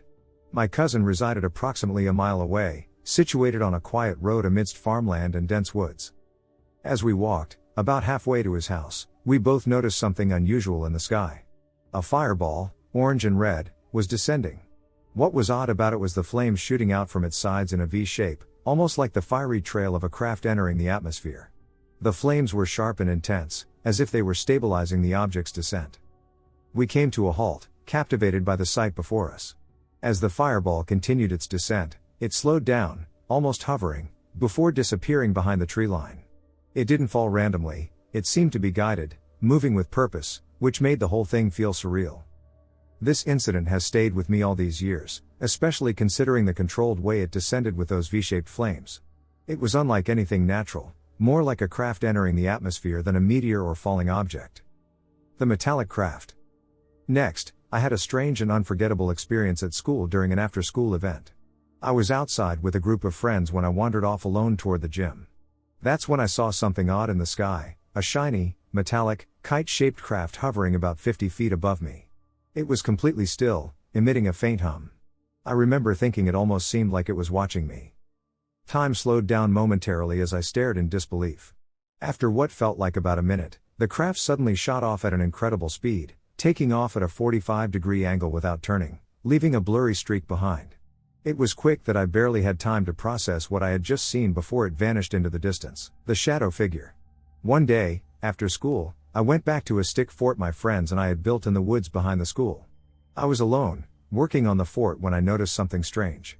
About 200 feet away, a dark figure was moving through the woods, emitting a low humming sound. With no legs visible and cloaked entirely in black, the figure seemed to float. In my mind, it looked like something from The Lord of the Rings, like a ring wraith. I froze in place, terrified, as the figure stopped in front of me and seemed to turn and notice me. Panicking, I ran straight through the fort's wall, sprinting through thorns and a boggy area until I reached the highway, where I followed it for miles back home. The voices from the woods. Another unsettling experience occurred when my cousin and his twin sister told me they had been hearing voices calling them from the woods. I didn't think much of it at first, but I couldn't shake the uneasy feeling it gave me. One day, while visiting their house, I experienced it firsthand. We were outside playing when we suddenly heard two voices calling us from deep in the woods. The voices sounded just like my cousin's and his sister's, soft, friendly, coaxing us to come closer, inviting us to play. The hairs on the back of my neck stood up, and a chill ran down my spine. There was something wrong about it. The voices felt inhuman. Terrified, we yelled back, telling the voices we weren't coming to them, but for them to come to us instead. The voices didn't respond, and after a few tense moments, everything went silent. The next day, we asked other kids from our school who lived nearby if they knew anything about it. None of them had heard or seen anything. There was no explanation for what we had heard, and it left us deeply unsettled. The blue orb. One night, while staying at my cousin's, something strange and unforgettable happened. I was lying in bed, staring at the ceiling, trying to fall asleep. The room was dim, lit only by the faint moonlight filtering through the window. My cousin didn't have curtains or blinds, so the driveway outside was clearly visible. Just as I started to drift off, a soft bluish-white glow caught my eye. At first, I thought it might be car lights or a reflection, but as I sat up and looked out the window, I realized it was moving deliberately, too smoothly. It wasn't random. I was instantly terrified, trying to convince myself it wasn't real. However, my curiosity overcame me. I turned back toward the window to get another look. Then, as if aware of my presence, it began to descend slowly, gliding down the driveway. Its movement was unnervingly smooth, almost intelligent, and it illuminated the ground beneath it with an otherworldly glow. A luminous blue orb hovered just outside, its light pulsating softly, as if alive. It was about the size of a basketball, radiating a strange energy that made the hairs on the back of my neck stand up. I scrambled back into bed, pulled the blanket over my head, and peeked out cautiously. The orb moved right up toward the window, filling the room with its bluish light. Paralyzed with fear, I lay still until it finally floated away, disappearing into the night. The experience left me rattled. Even now, I can still vividly recall its eerie glow. The Mothman encounter. The final, most terrifying experience occurred one night while stargazing at my cousin's house, near the woods behind my school. We often ventured out at night to stargaze since the area had so little light pollution. Our favorite spot was a small horse trailer belonging to my uncle. We'd climb onto the roof with binoculars and lie down, trying to identify constellations and planets. On this particular night, as we approached the trailer, I noticed something odd on top of it. At first, it looked like torn black trash bags thrown onto the roof. I pointed it out to my cousin, and we cautiously approached. When we were about 15 feet away, my cousin shined his flashlight on it. The beam unveiled a sight that paralyzed us. Its wings unfurled, and its head emerged, revealing a terrifying visage, giant, glowing red eyes, sharp, shark-like teeth, a slit nose, and a grayish-black humanoid body with tattered, bat-like wings. We stood there, motionless, unable to move. The creature's breath was visible in the cold night air as it hissed at us, its wings slowly extending. The hiss was low and guttural, sending shivers down my spine. Finally, we were overcome with terror and bolted, sprinting back to the house as fast as we could. When we reached the house, breathless and trembling, my uncle saw the fear on our faces and knew we weren't joking. Grabbing his gun and a spotlight, he went back out with us to search the area, but the creature was gone. The next day at school, we shared our experience during art class. We didn't know what we had seen, but our teacher overheard us and interrupted. She pulled up a picture of the Mothman on her computer, and it matched the creature perfectly. I have indelible memories of its face. Even now, when I'm alone outside at night, I can't help but look up, scanning the skies and shadows, afraid it might return. I still have nightmares that it's come back for me. After that night, all the strange activity seemed to stop. But I've spent years trying to make sense of these experiences, still haunted by the things I saw and heard. Little wild people. They are a bit taller than a Barbie doll, a creature that looks human, and though they may be wild, they are well dressed, akin to the styles of the 17th or 1800s. Several years ago, I clearly observed a well-dressed young man sliding down a section of old house siding at the back of my yard, attempting to evade my attention.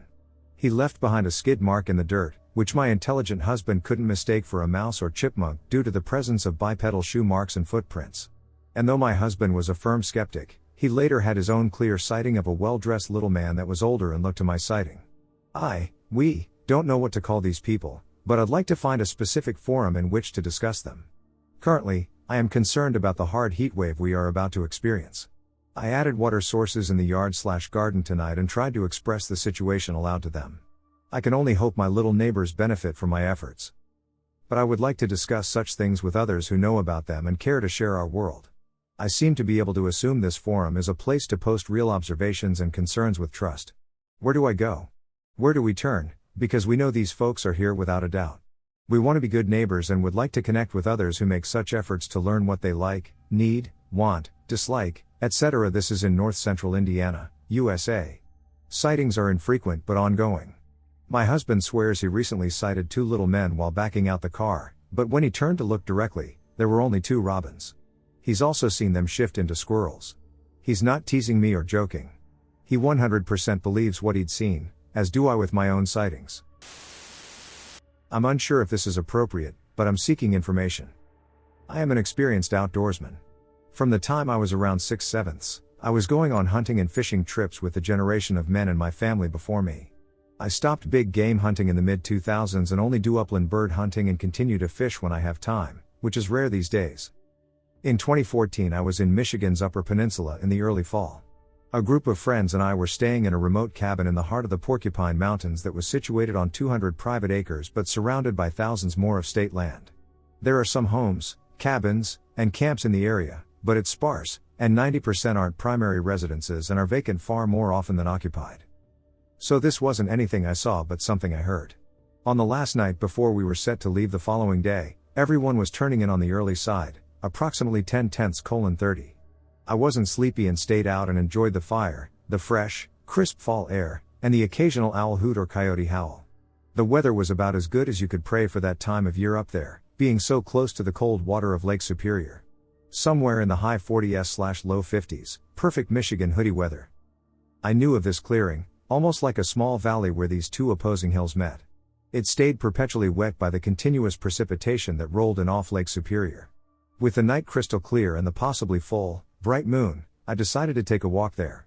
You see pretty well at night when your eyes are adjusted to the dark around you that the moon acts as a lamp to an extent. I found a spot I could tuck in and just wait near that waterhole to just watch coyotes, foxes, and maybe a bear, if I was lucky, come by for a drink. Sure enough, not even after 10 minutes, a small animal came by, but it being so low among the field grass popping up near there, I couldn't really tell. The best guess was a badger. It was drinking and popped up and turned, then ran off away from what startled it. Just then 3 or 4 coyotes rolled in, and soon enough they scampered away. I got up and was going to head back to call it a night. That's when I heard a call that I wasn't familiar with. It's difficult to describe the call. It was sort of like an elk bugle, only there's no elk in the Porcupines. There are moose, but they are rare, same as wolves. The sound also had almost like a whistle quality to it. Mix in the bugle and a human low-tone whistle, and that's the best I have to describe it. Needless to say, I was intrigued, and my curiosity took a hold of me. I began moving in the direction of the strange call, and I heard it again. It was strange in a way that it sounded like it was close but just out of range where I didn't feel like it would see me or be aware of my presence, as if it wasn't nearby but also not really far either. Thinking it would be right beyond the next bend or brush I moved past, I pushed on further into the night with the feeling I was closing in on it. Each time I would hear it after that, it was as if it kept moving just that much further away from my position. And me being undeterred at not letting some animal outsmart me, I kept walking, slowly, quietly, towards the sound. At a point my judgment came into play. The hunt of the game increases adrenaline, and doing it at night amplifies it even more. Anyway, my rational human brain kicked in, and I realized I'd been following this animal for about an hour without it letting me get any closer than I had been at the outset. Now I realized I'm maybe 2 miles deeper into the woods, and I was already about a mile away from the cabin when I arrived at the clearing. On top of this, it's about midnight/1 a.m., and I have no light, no phone, and no gun. That's when the sound I had been chasing came out of the woods behind me. My first thought was how it got over there without crossing me. It went from my northeast to my southwest. It traversed me diagonally without a sound as it did so. Then I realized it moved on me a dozen times without making a sound. Not a twig snap or so much as a leaf crunch. I decided it was time to put this game in reverse. Then another call back to where I thought it would have come from, followed by the call from the one behind me. The realization that there are 2 of these things out here and that I'm in the middle dawns on me immediately. One had been leading me while the other followed, I thought. I started moving east as quickly as I could without walking into branches. Then these things really started talking. I went from thinking it was 2 to no less than 4, maybe 5.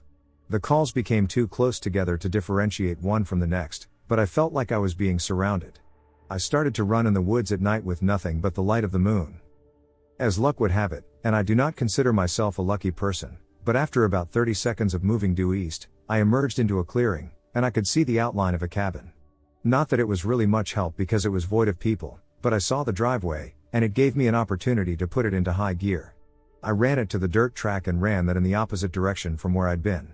I just know I ran as hard and swiftly as I could until my hands were shaking. If that had been a 5K, I don't doubt it would have been a record breaker.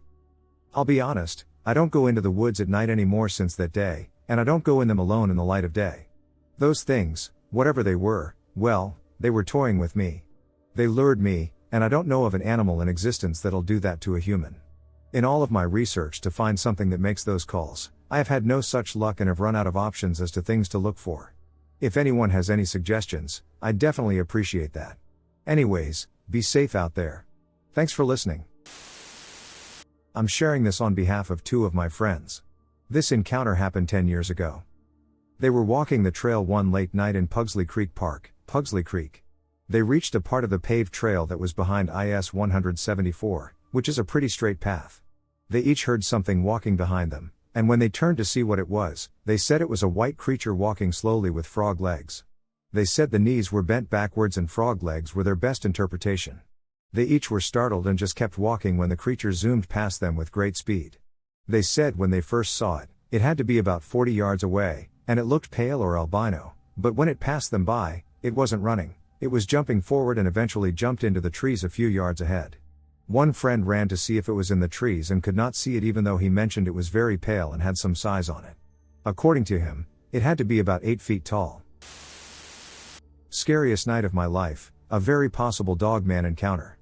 Before I get started, I just want to say this is a 100% true story that happened to me and a group of friends back in early July.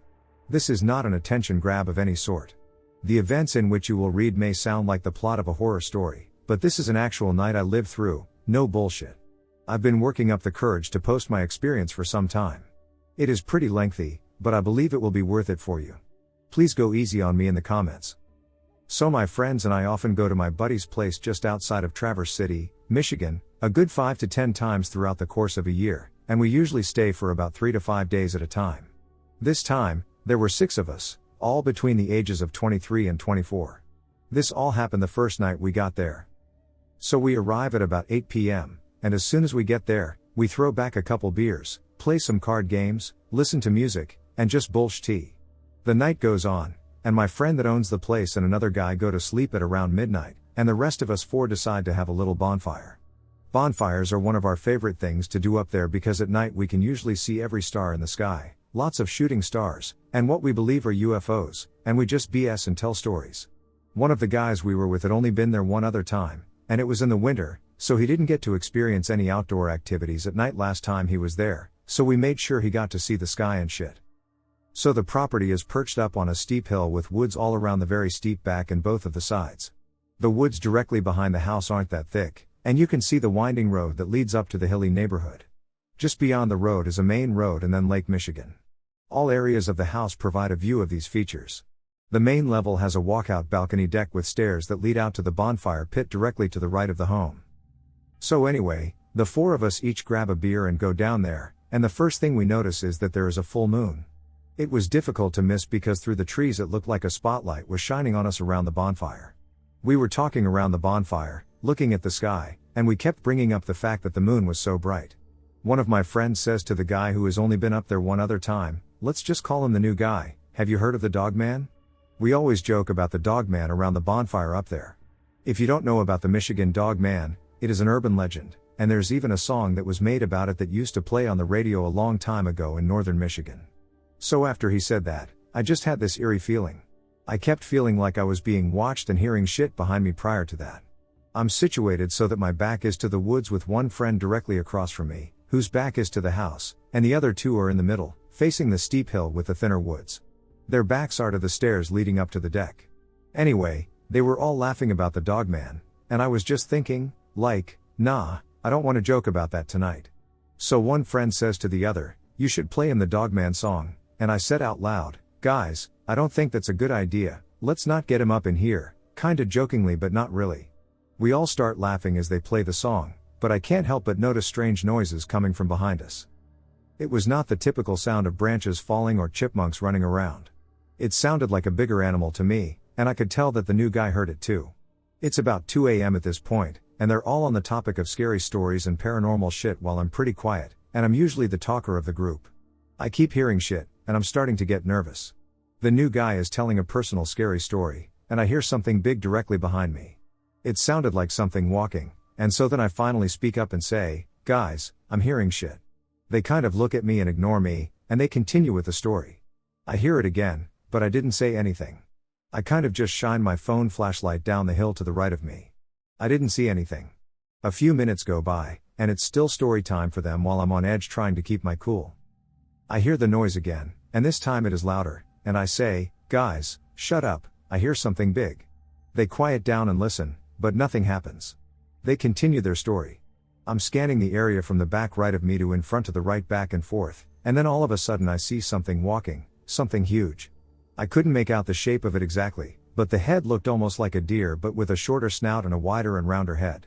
It was walking straight, heading away from me, parallel to me and the guy across from me, but like 20 feet to the right on the steep decline. There are bushes right on top of the hill right in front of the bonfire, and its head was clear over it.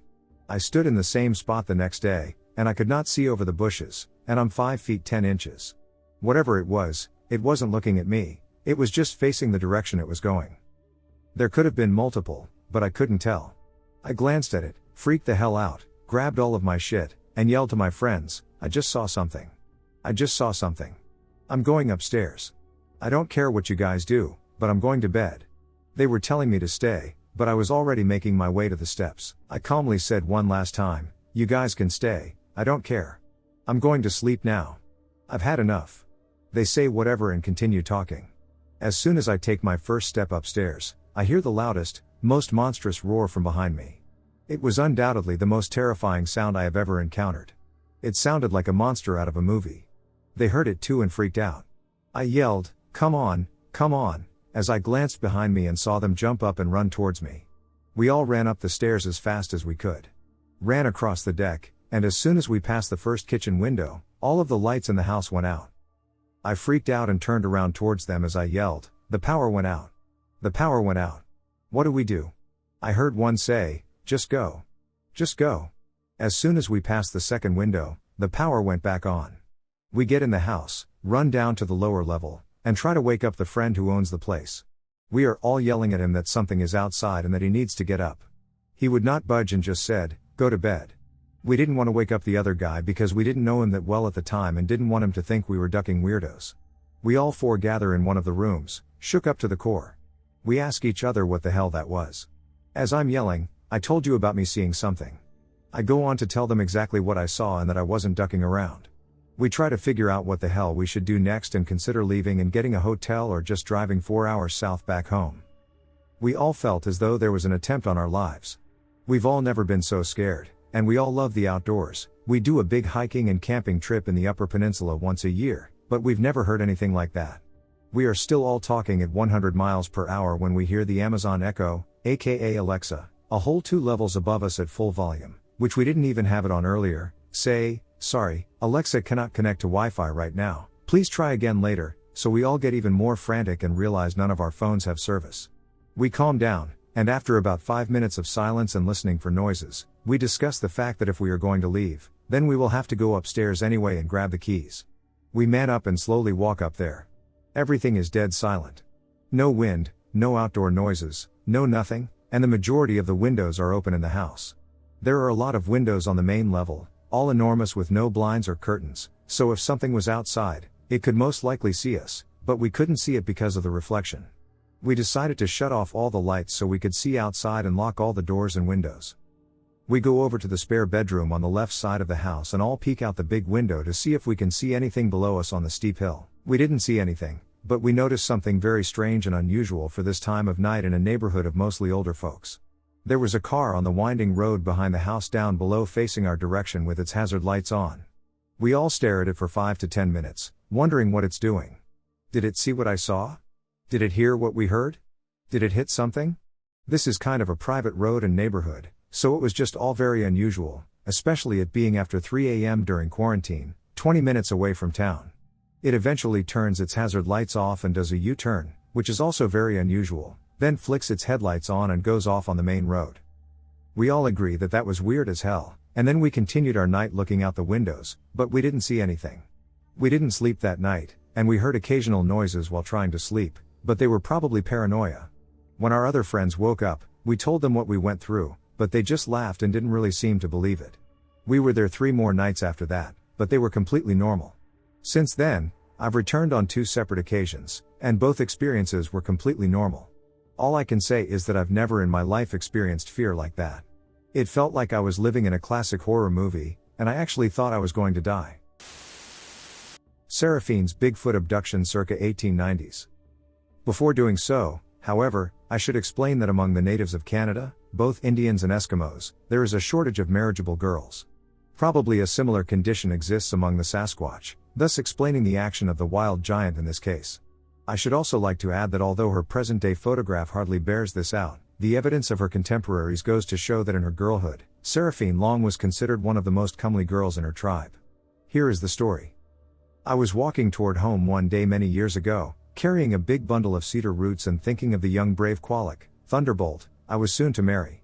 Suddenly, at a place where the bush grew close and thick beside the trail, a long arm shot out, and a big hairy hand was pressed over my mouth. Then I was suddenly lifted up into the arms of a young Sasquatch. I was terrified, fought, and struggled with all my might. In those days, I was strong. But it was no good, the wild man was as powerful as a young bear.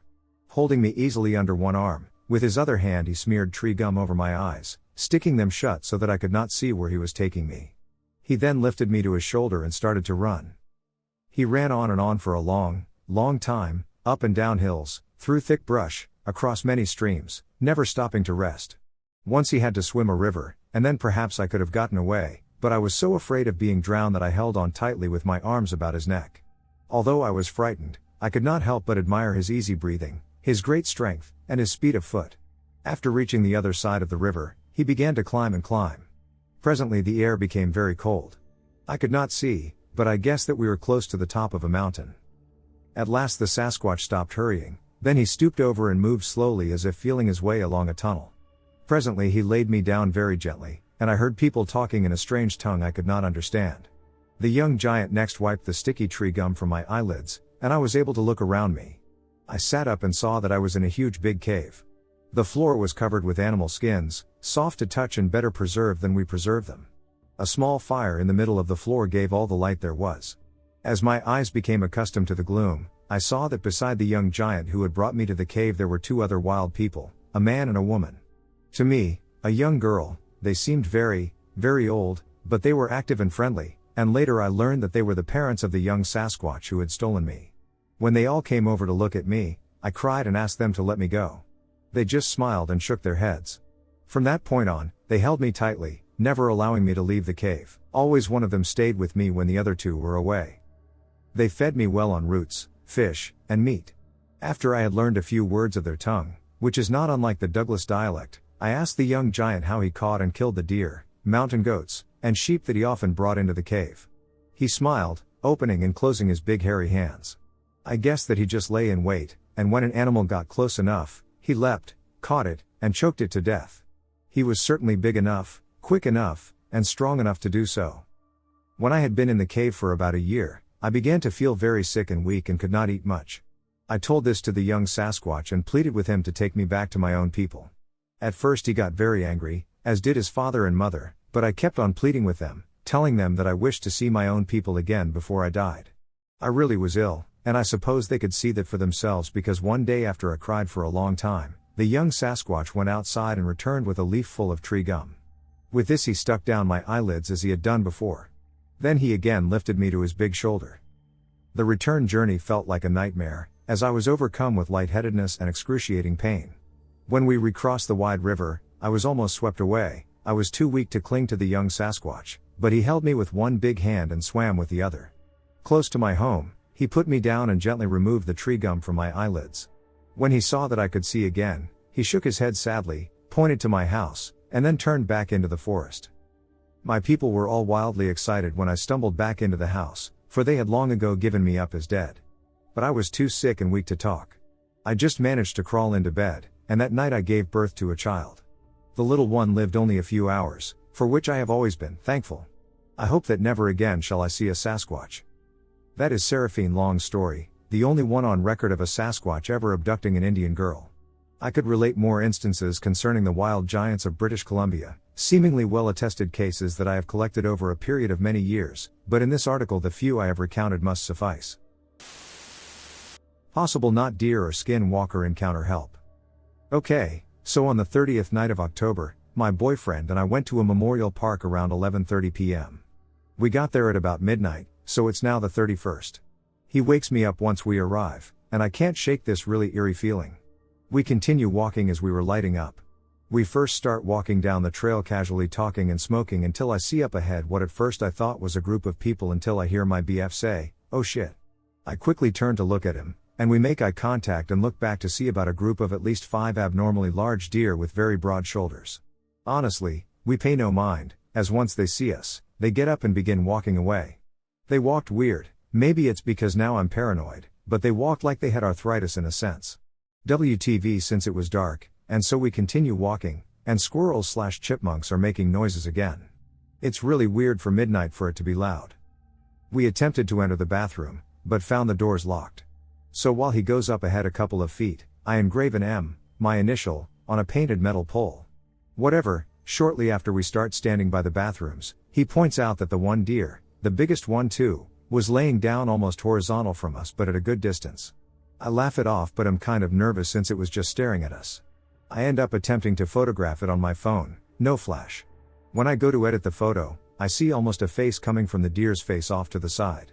Like a ghost, spirit, or demon. Once I make it out, I show my boyfriend without panicking, but he is clearly shaken, he sees it too, and we simply dip. Looking back, every second scared of it mauling towards us, we see more as we leave, deer. We couldn't shake the feeling we were surrounded and being watched. I am very spiritual, I'm kind of upset I didn't trust my gut or his. We sit in the car for a second just trying to put everything together, but we just feel uneasy. I try to blame it on the flower, but we smoke almost daily, there's no way we would get paranoid out of nowhere.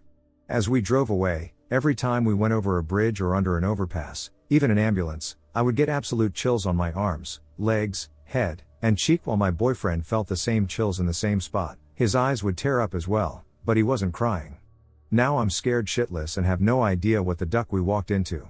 Additional info, earlier on the 30th, he and I, who like to explore, went to an abandoned tailor factory near where we live that we have gone to before. Even from the first time he took me there, I always told him how uneasy the factory made me feel, which is why we never explored inside.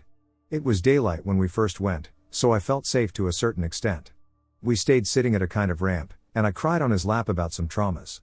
As we walked around the building, we saw an SD chip in a clear case. I'm scared to see what's on it, but I feel as though we should for peace of mind. When we tried to see what was on it, our laptop didn't have a chip reader. We still have it and have to go to a library. After leaving the memorial park where we saw the deer, my boyfriend thought it related, so we went to the factory. The first time we passed, I had so much anxiety I almost had a panic attack, so I told him to keep driving past.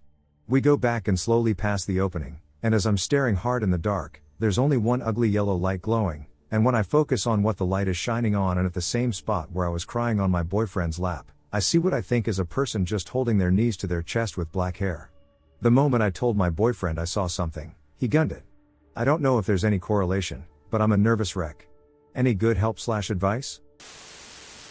Encounters with Navajo Skinwalkers. My grandmother on my mother's side has always been very superstitious. For lack of a better word, she's not religious, but she does believe in a lot of paranormal stuff. Her mother was full-blooded Navajo, and her father was Irish. Either way, she'd never been anywhere east of Montana, and she grew up in Nevada. One year, when I was in grade school, we went to visit her. Most of the visit was pretty uneventful, typical boring old people stuff, except she always kept her curtains drawn shut and would always peek out the window, and when someone asked what she was doing, she would simply reply, "Yenold Lushi is watching me." This went on for nearly the entire visit until a few days before we were due to leave. My grandma and my, then, baby brother, he's 19 now, lol, were in the front yard that evening, planting flowers when, all of a sudden, my grandmother started shouting, "Little brother's name, get away from that creature. It's not safe." Of course, being in Nevada, we all assumed that my brother had found a scorpion or a rattlesnake, so we all ran outside to see my grandmother clutching my little brother and shaking in terror. Against the side of the house, standing out in the yard, was a large, black, Great Dane-sized dog. It was staring at my grandmother with an intensity I'd never seen before. It looked up at us, gave a little huff, and bounded off. I don't remember if it moved unusually fast or not, but I do remember it had really deep yellow eyes. When my mother asked my grandmother what had happened, she kept repeating, "The Yenold Lushi has found me." She moved a couple of weeks after that. On the res alone at night. My uncle and cousin saw a large deer on the side of the road. When they got closer, it hopped over the fence like a bipedal man. One time driving back from Gallup, my dad saw an old Navajo woman walking on the side of the road, and when he slowed to offer her a ride, she took off into the plains quickly with inhuman speed. Once when I was a kid, my family was at my aunt's house, which is in a rural, secluded area, when we were toyed with by a few entities. They would make animal noises, and when we looked in the direction from which the noises were coming, they would turn a flashlight on and off. The noises would come from all directions, in increasingly shorter succession. Usually when I'm there, on the reservation visiting, alone late at night, I will feel the presence of evil and dread, panic and paranoia will wash over me, and as sudden as it comes, it will leave. It moved like a toy rocking horse. My uncle is Mexican and Native American. This happened in the Mojave Desert in Southern California. He was driving around with his girlfriend late at night, and they saw something that looked like a huge black dog on the side of the road. He slowed down, and the dog began crossing the road. Instead of walking like a normal dog would, this thing moved like a toy rocking horse. He said it stopped in the middle of the road and stared right at them, and its eyes had a red glow. My uncle is the most badass person I know, and it scared the crap out of him. They ran away on their back legs. So this happened about 12 years ago. My family owns a farm in the heart of an Indian reservation. One winter I was home for Christmas taking care of the farm while my parents were away Christmas shopping. As I was home by myself, way late in the night, I heard all our cows freaking out. I knew it had to be the wild dogs that are rampant in the area. So I throw on some boots, grab a shotgun, load it up, and head out to the field. This was a perfect scenario for a horror movie. It was cloudy, but there was a full moon, and it was breaking through the clouds just right to light up all the snow. I ran out into the middle of the field, and just in time I saw two dogs. They were standing up, facing each other, and fighting. I think it is a perfect 2-for-1. So I pumped a shell into the chamber of the Mr. 12 gauge, and then it happened. The two dogs heard the rack, they both stopped, looked over at me, and ran away on their back legs. Immediately I froze, and every ghost story about skinwalkers and all the other native legends I grew up with flew through my mind. Keep in mind I am a white guy, and up until then, these were all just boogeyman stories the native kids liked to tell to scare us. That night, they became real to me. It had a dog's body but with human hands and feet. I was spending a month with my cousins at my grandma's house. It was August, and my cousins' ages ranged from 10 to 15, and I was the oldest, being 15. I was staying with a 10, 13, and 14-year-old. We stayed up telling scary stories often, but one night a few weeks in, we decided to make a campfire out back. My grandma's house is in a rural suburb. The neighbors aren't too far when you're driving down the road to her house, but in the backyard, it's thick forest with man-made paths through it. Each house is on a hill, so only part of the basement was actually underground. That isn't important until later, though. So, we're towards the east side of her yard, in a smallish patch of open land. You couldn't see the neighboring yards from there, and there was probably 3/4 of a mile to each side of us that belonged to my grandma. It was maybe 11 at night, and we were playing truth or dare after telling scary stories, and my 14-year-old cousin dared me and the 13-year-old to go walk through the paths for 10 minutes or so. I said yes right away, as I wasn't easily scared and rather level-headed, but my younger cousin was a bit more hesitant. We didn't bring a flashlight because it wasn't pitch dark yet, and we could see enough to not die. We were walking through the paths for about 5 minutes and could barely see the fire through the trees when we decided to turn. In the middle of the path was a large dog-like creature, hunched over with its front hands an inch from the ground. What I remember most was how its eyes were so ducking bright white, and it was humanoid dog shaped with a human-like head but a dog-like body but human hands and feet. It looked right at us, and I know I was paralyzed with fear as it dashed away the opposite way from us, toward a creek that ran through the yard. Eventually my cousin and I screamed bloody effing murder, and the other cousins and my grandma ran to us. I don't remember much here because I was really disoriented, and I couldn't think properly, but I did wake up in bed, so I assumed that I was brought up to the house. All the kids slept in the basement, in a big room with sliding glass doors to the outside, as the room was on the side that wasn't underground. My bed was pressed against a big glass window, and I could see my cousins playing outside down below. The house is in Michigan, so it gets slightly chilly even at the end of August, and there was a slight breeze, so I put on a jacket and ran to join them outside, skipping breakfast, not wanting to miss out on anything fun. When I got down, I could tell they weren't playing but rather running to get my grandma. Her dogs, both of them, were dead, ripped up. That night we went to bed early. I woke up at maybe 2 in the morning because I felt something hit my head. My cousins were all sitting on the double bed opposite me on the other side of the room. There was one bunk bed and two double beds, the double beds for me and my 14-year-old cousin. They were being quiet and staring at me. The 13-year-old nodded his head toward the window. I froze. They all looked afraid. I turned my head slightly to the side, and I saw a really messed up looking face pressed to the window with gaping eyes looking down at me. I screamed so loudly that the creature bolted. My grandma called the police after I told her what happened, and they found nothing. I went home after that, and I have never been there during the night again. It was neither fully human nor fully animal. In July 2004, near Gallup, New Mexico, I had my first and only encounter with a skinwalker. Before this I used to say, "I'll believe it when I see it." Well, I'm a believer now. What I saw was not fully human nor entirely animal. I was moving and had just completed the cleaning and was with my 10-year-old son. We had called it a night and were headed to our new place. As we walked out the front door, I saw a figure move from behind my neighbor's car to a nearby tree that stood between our apartments. It didn't have red glowing eyes, snarling teeth, or a rotten smell. It did move quickly, but not quick enough to avoid the light from a nearby light post and the porch lights. It didn't look at me or come toward me. It moved as if attempting to evade detection. I was within 15 feet of it, but I did not look back to fully inspect it.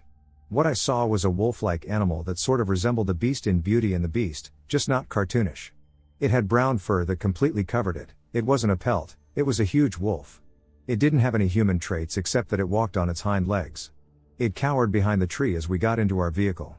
Upon entering our vehicle, I asked my son, "Did you see that?" Thankfully, he hadn't. My brother-in-law insists that it wasn't a skinwalker because I would have never seen it. To this day, I can picture what it looked like, know they exist, and pray I never encounter one again. The Grove. This didn't happen to me but a very close friend of mine. I've heard a lot about coyotes and skinwalkers and had a weird experience or two with coyotes. The creepiest was waking up to my sleeping bag being surrounded in paw prints without ever hearing them during the night, but never anything paranormal so to speak. Patrick's story, however, kept me from going back to a favorite backcountry secret stash. He was leaving the area one morning. He had been camping there a couple of days and said there was a coyote that always seemed to be close by, like in his peripheral vision but never overt. He loaded up his truck and started to drive down the washout to the fire road. At the end of the wash, he could see the coyote following him. When he pulled onto the road, it was running next to him. Now he was freaked out, so he sped up. He said he was going 35 or so, and it was running along beside him. Definitely not possible. When he looked back, the coyote was running on two legs and was wearing what Patrick said looked like buckskin pants. An instant later, it was a person wearing a coyote fur keeping pace with his truck. When he looked again, the object had vanished. We never went back to the Grove after that. It was like it knew we knew what it really was. I decided to join my bestie Karen for a 3-day stay at her grandmother's place on the res. Her grandmother lives near a place called Tuba City, Arizona.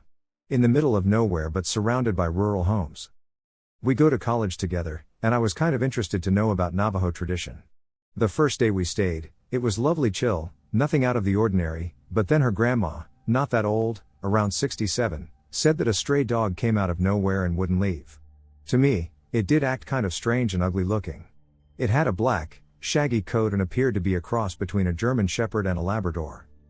That night, we were watching a movie in the living room. It had big windows that looked out into the front where the cars are parked, nothing fancy, with the curtains wide open. Grandma was in the kitchen cooking dinner, and we were watching a movie. Next to the window is a medium bookshelf where DVDs are kept. Karen went to put back a DVD we had just watched, but she freaked out because that stray black dog was staring at us through the window, standing on top of the wood box outside. Not something normal dogs do from my point of view or hers. Usually my dog, which is a house dog, scratches the door to be let in. Res dogs aren't house dogs, and dogs inside houses are frowned upon in Navajo tradition. They are meant to protect the house and owner. The other dogs seemed to stay away from it. Karen opened the door and yelled at it to get it off the box. It ran off behind the shed. We went to Tuba City to get some groceries and came back to the house. The dog was nowhere to be seen, nothing unusual. Grandma went to visit some people, so it was just Karen and me. About 5 o'clock we heard someone trying to open the door. Both of us looked out since there had been no car heard and no dogs barking. Looking out the living room window to the door, there was the dog trying to open the door with its paws. 2 paws wrapped around the brass doorknob, standing on its hind legs. I thought that was weird but wasn't really freaked out. Karen was. She opened the door and chased it off. Grandma came back later, and Karen told her grandma didn't like what she heard. Got ready to sleep. We slept in the spare bedroom since it had 2 beds. One window with curtains opened a little. We turned off the light, but there was a sound coming from on top of the roof. Pitter-patter footsteps and scratching sounds and panting. It then sounded like it jumped off onto the large plastic water barrel they had. At first we heard what sounded like barking, but as it grew louder, the other dogs seemed to be barking at something also. But all of a sudden, something was running around the house barking, and it was no dog. No, it wasn't a dog. This barking sounded human, a deep male voice barking like it knew that we knew it wasn't a dog. Woo-uff, wuff, oof, erf. Just exactly like that, adding the W's, R's, and A's. Then panting again by the window, we started freaking out. Karen decided to, in my opinion was stupid, open the curtains to look out. There was the stray dog on its hind legs looking into our bedroom, but this time, it stunk, and what I thought were 2 black holes in the neck, another pair of eyes twinkled. Think of those ugly glossy spider eyes staring at you, and the paws were deformed looking hands with overgrown somewhat thick and sharp fingernails. Again, both screaming and shutting the curtains closed, Grandma came running through the door and seeing it. The first thing she did was grab ashes from the fireplace, load 3 shells into the shotgun from under her bed, bless herself in Navajo, and go outside to shoot it. Yelling in Navajo about how the thing wasn't welcome there and to get the hell out of there, for it to linger somewhere else. Them both being traditional, the next day they called a medicine man to come over and put cedar in. He prayed over everyone with cedar smoke and an eagle feather, blessed the place, made us eat bitter herbs called eagle's gull or something, and gave me an arrowhead. Apparently I needed to carry one for protection and a little pouch called corn pollen. Seems to work pretty well. The medicine man said that dog was a skinwalker, which in Navajo is a long word, but I called them Yoshis.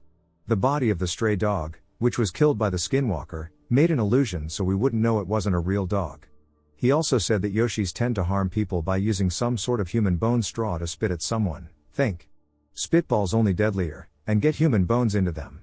Doctors can't detect it, but the medicine man that day pulled a piece of human skull out of Grandma's right shoulder, pretty big, about 2 inches long and 1 centimeter thick. It was real because we watched him pull it out of her.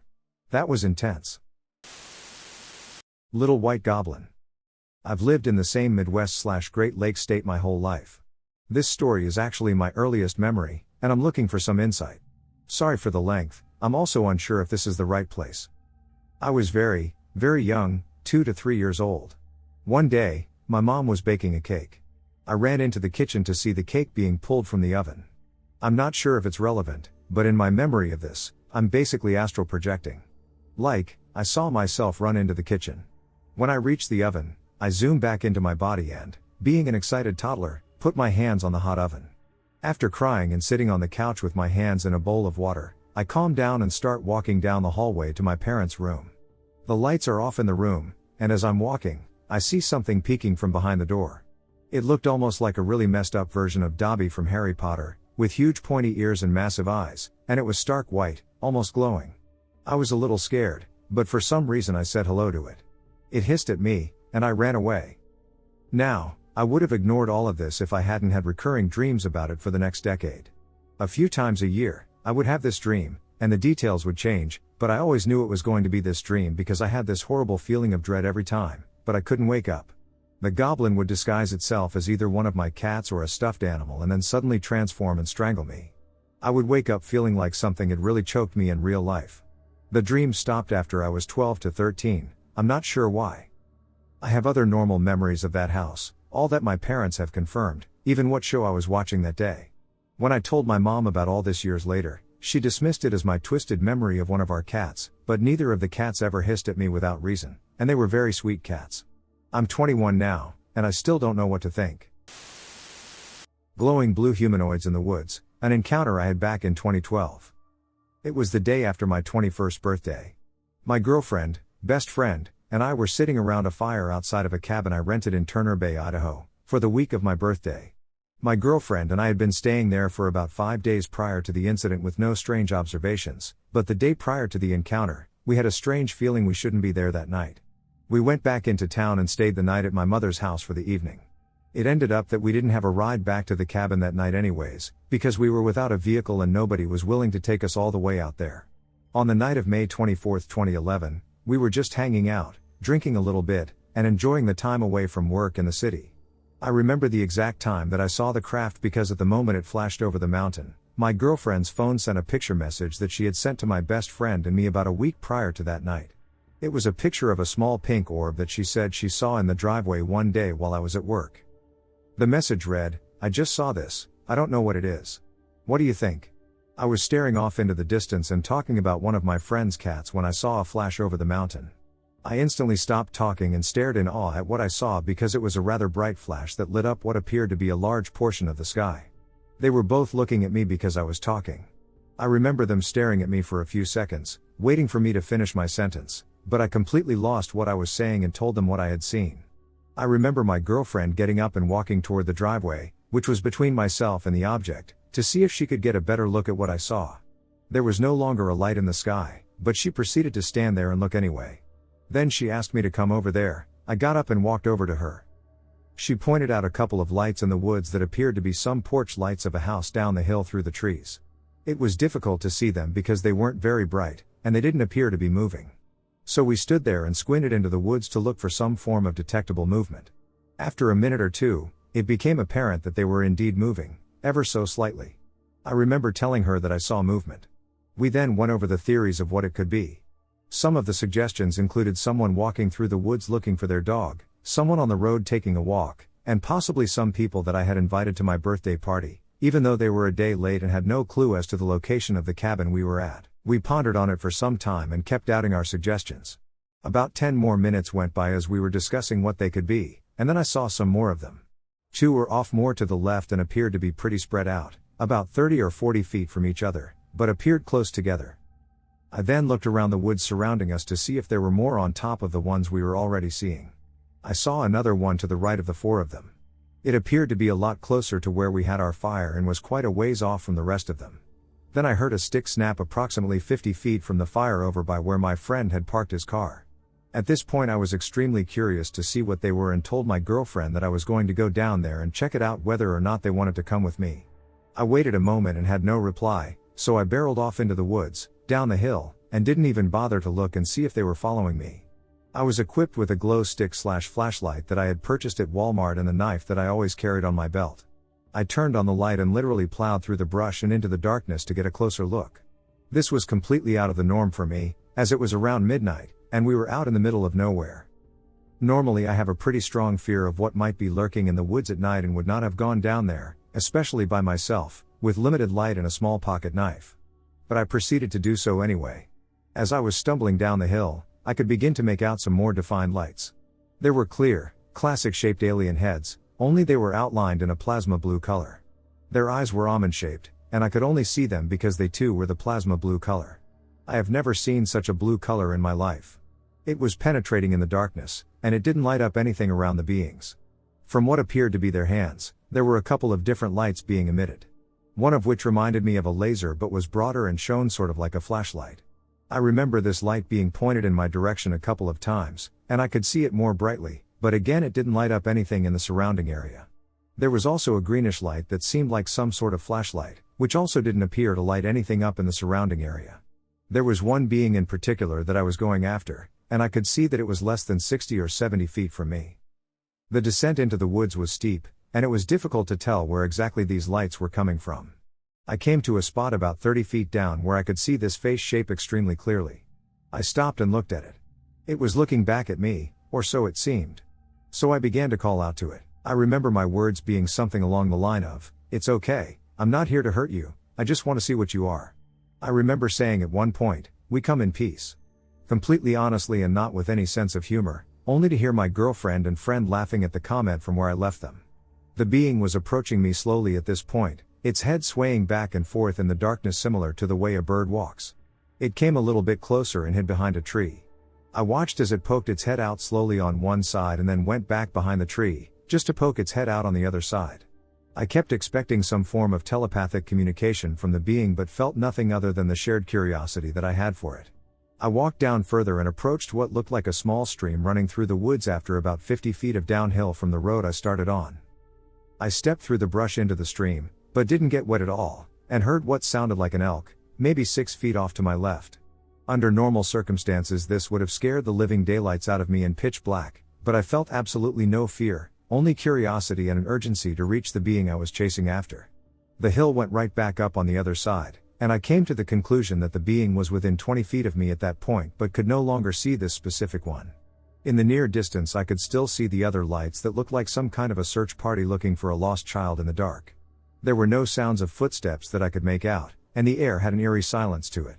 I came up the hill to the spot that I believed the being was just standing in and looked around only to see nothing. I couldn't believe it.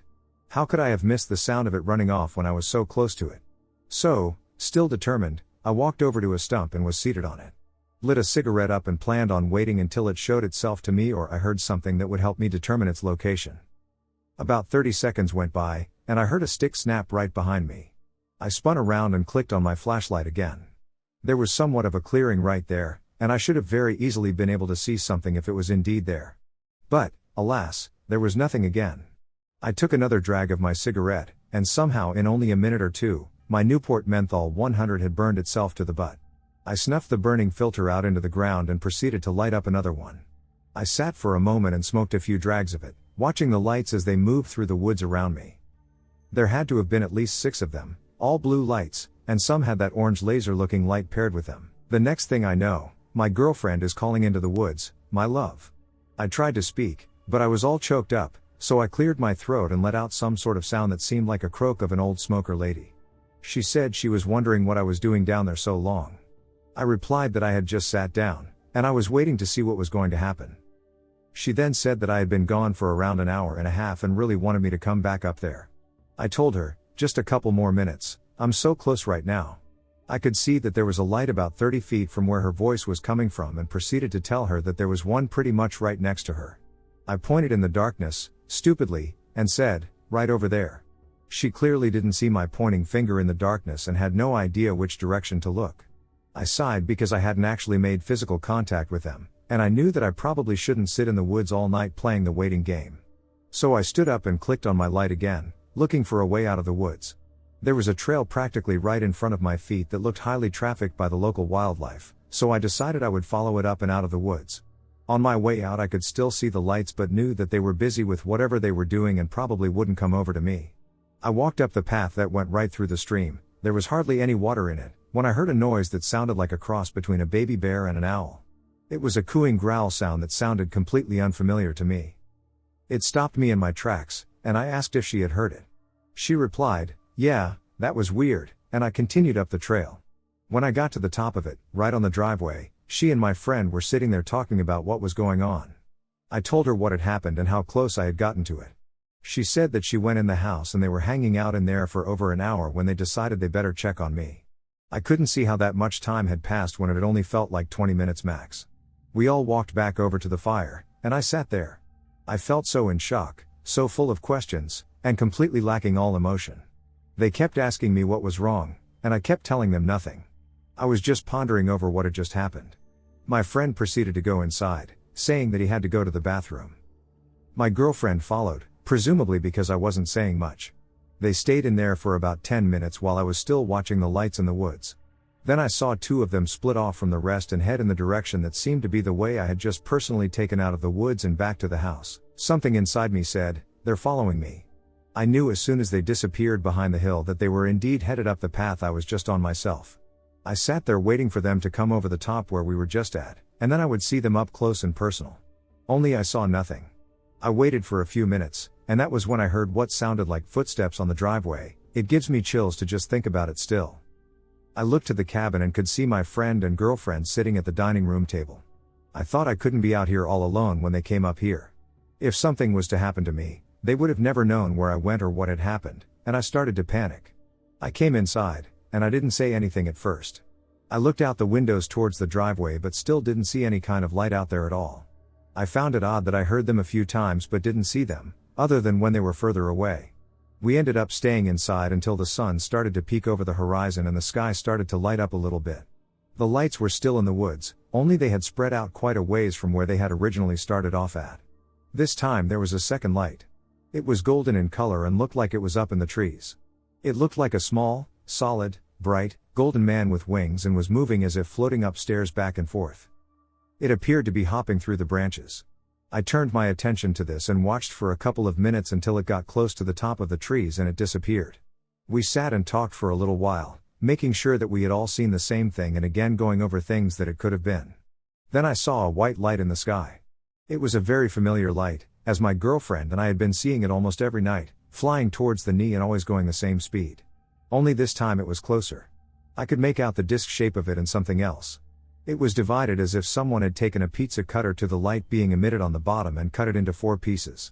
At this point I took out my phone and attempted to record it. Nice, right, after all that had already taken place, but it didn't show up on the phone. You know how those cameras work. It flew off, and we watched it to the point that it disappeared. Then I turned my attention back to the woods only to notice that the lights had gone away with it. I begged them to go into the woods with me and investigate now that it was getting light outside. But my friend had to be home at 7 to watch his daughter because his girlfriend had to be to work. He told me to let him know what we found, though. So I told him I would, and we let him take off. My girlfriend and I were pretty worn out after having stayed up all night and decided that we could go and investigate after we took a nap, so we went inside and lay down. Around 1 p.m. we woke up and started to make something to eat. I left her in the kitchen at that point and told her that I was going to go and check it out. I made my way back to the trail that I, and the beings, had come up earlier that morning and was looking for anything that seemed to be out of the ordinary. It had rained a couple of days before that with a pretty wicked thunderstorm, so there was still a decent amount of water in the dirt that retained my footprints somewhat. On the way down, all I could make out were some deer tracks, it looked like, possibly a large moose, and my own footprints. I walked down to where the stream was, and that was when I noticed something off. The moose tracks were extremely odd in the respect that the hooves were spread about 6 inches apart. Upon further investigation, I discovered that these hooves went down into the ground about 4 inches on one and 6 or so on the other. It was odd, really odd. So I took a step back, and that was when I realized that it wasn't hooves, but toes. Toes of a foot that was triangular in shape and had a pointed heel.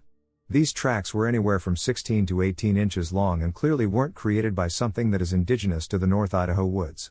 I snapped some pictures of it and looked around some more. I found these tracks all throughout where I had seen the lights moving about in the woods all night. They covered nearly every inch of ground that was open. And even left some tracks in fallen trees, leaves, and what appeared to be burn marks on a rock or two. I was completely amazed at what I was seeing. There was actually physical proof that coincided with what I had been witnessing for hours. I took a ton of photos of all the tracks that I could find. Some trees that looked like they had seen immense heat on only one side of them and tons of weeds with the same characteristics. The grass throughout the area of the footprints was also reddened and wilted. It looked like someone came through there with a flamethrower, and I was wondering what would have caused that kind of damage. I looked everywhere, and when I got back to the cabin, I saw that there were these footprints all the way around the house, the fire pit, and even the shack at the end of the driveway. It was mind-blowing. Since then I have lost the pictures along with my little sister's laptop, which I had copies on, and my phone that had the originals. I know what I saw was real, though, and I have a couple of witnesses that can testify to all that I have written. I would personally love to know if anyone else has had a similar experience, and if so, I would love to hear what they have to say about it. It was 1998, I was just 7 years old, and my neighbor Sven was 6. We live in Serbia, Subotica, a town farthest north and closest to the Hungarian border. At that time Serbia was at war with Bosnia and Croatia, and NATO started bombing Serbia. We were just kids, so war didn't really seem all that real to us, and we had the advantage of not being bombed because our town was so close to Hungary they couldn't risk a bomb falling into Hungary. We just liked to play all day and late at night. One night we were playing outside, it was summer, as I said before. We lived very close to our town's train station. The train station used an old, well, I'll just call it a turning machine. It was outside of the train station and very near to our houses. It was basically a big round hole with a machine with rails that lead to the station. They used the machine to turn trains that needed to go the other way or something. On that machine was a little house with buttons, levers, and whatnot that they used to turn that thing with a train on it. By 1998 it was already out of use, and we used to play there a lot. The hole had about a meter of water inside it, so we used to go out and catch frogs, turtles, and stuff we found. One night we went to play like any other day with one more friend, Sebastian. We were always being scared by my older brothers. I have 3 brothers, all older than me, and Sven's older brother. They used to say there was a creature living there, and we shouldn't play there. We didn't listen because we thought they were just scaring us because they were kind of evil, like most older brothers are. That night we entered the little control house on that machine, and we were playing rail guys or something. The floor of the house was made of wood, and it was old and didn't look like it could hold much weight anymore, but we were kids, so it held us with no problem. As we were playing, Sven noticed something was walking on the train turning machine. We fell into silence to see what he had heard. We watched through the window of the little house as we saw a big hairy creature that walked on two legs slowly towards the house, and it had hooves instead of human feet. It was dark, but the moon gave some light to see enough. It didn't have any distinct facial features, or maybe it did, but it was dark, and we didn't see. It had large arms and was carrying something. When we saw it, we were scared shitless and sort of froze in fear. I remember clearly that on that night all three of us were going to die, and the stories our brothers told us were in fact real. What we saw next shocked us deeply. The thing it was carrying looked like a body of a little girl no older than we were at that time. It sort of stopped and looked around, and like out of nowhere, huge wings sort of like sprouted from its back. They looked sort of like bat wings, and they kind of jumped and flew off. When it left, we were still frozen from fear that we thought we were next to be taken. We sort of waited 2 to 3 minutes to make sure it was gone. We opened the door and started running with all our speed and energy toward home. I remember I didn't sleep at all the next few nights, thinking it might come back. After all, we lived close to that little house, about 100 meters. When we told our parents about it, they naturally didn't believe us, thinking we made it up or we just had very active imaginations. Sebastian never really got over it and even went to have therapy because of the constant nightmares he had after that day. It really affected him hard. Sven and I thought maybe we really did imagine it or something until about 2 weeks later when I overheard my parents talking about a little kidnapped girl they saw in the newspaper. When I saw the picture of the girl, I felt a chill going down my spine and all the hairs on my neck stand up. The girl in the newspaper photo was the same one we saw. She had the same little white dress as the girl that thing was holding. I told my parents that was the girl we saw, but they didn't believe me. I showed the photo in the paper to Sven, and he confirmed what I said. We showed it to Sebastian also, but he didn't want to believe it. He started his therapy a few days before and was kind of in denial it ever happened.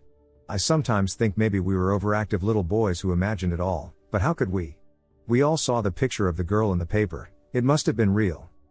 I still live in the same place and have never seen it again, but still when I walk at night home or from home, I look at the sky just in case thinking I might see it again, but honestly whenever I look up, I always hope I wouldn't see it again.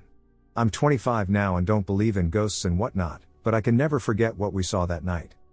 Sebastian was never the same after that. He even moved to Belgrade 2 years after that and went on to have therapy there for his night terrors. It really got to the poor guy. I still keep in touch with him, but I dare not ask him if he remembers. I'm sure he does but most likely thinks it was a nightmare or something. Sven is still my neighbor, and from time to time I ask him if he remembers. He always says, "How could I not remember such a thing?" I really hope it will never come back. I feel I had to tell the story, like I owe it to that little girl.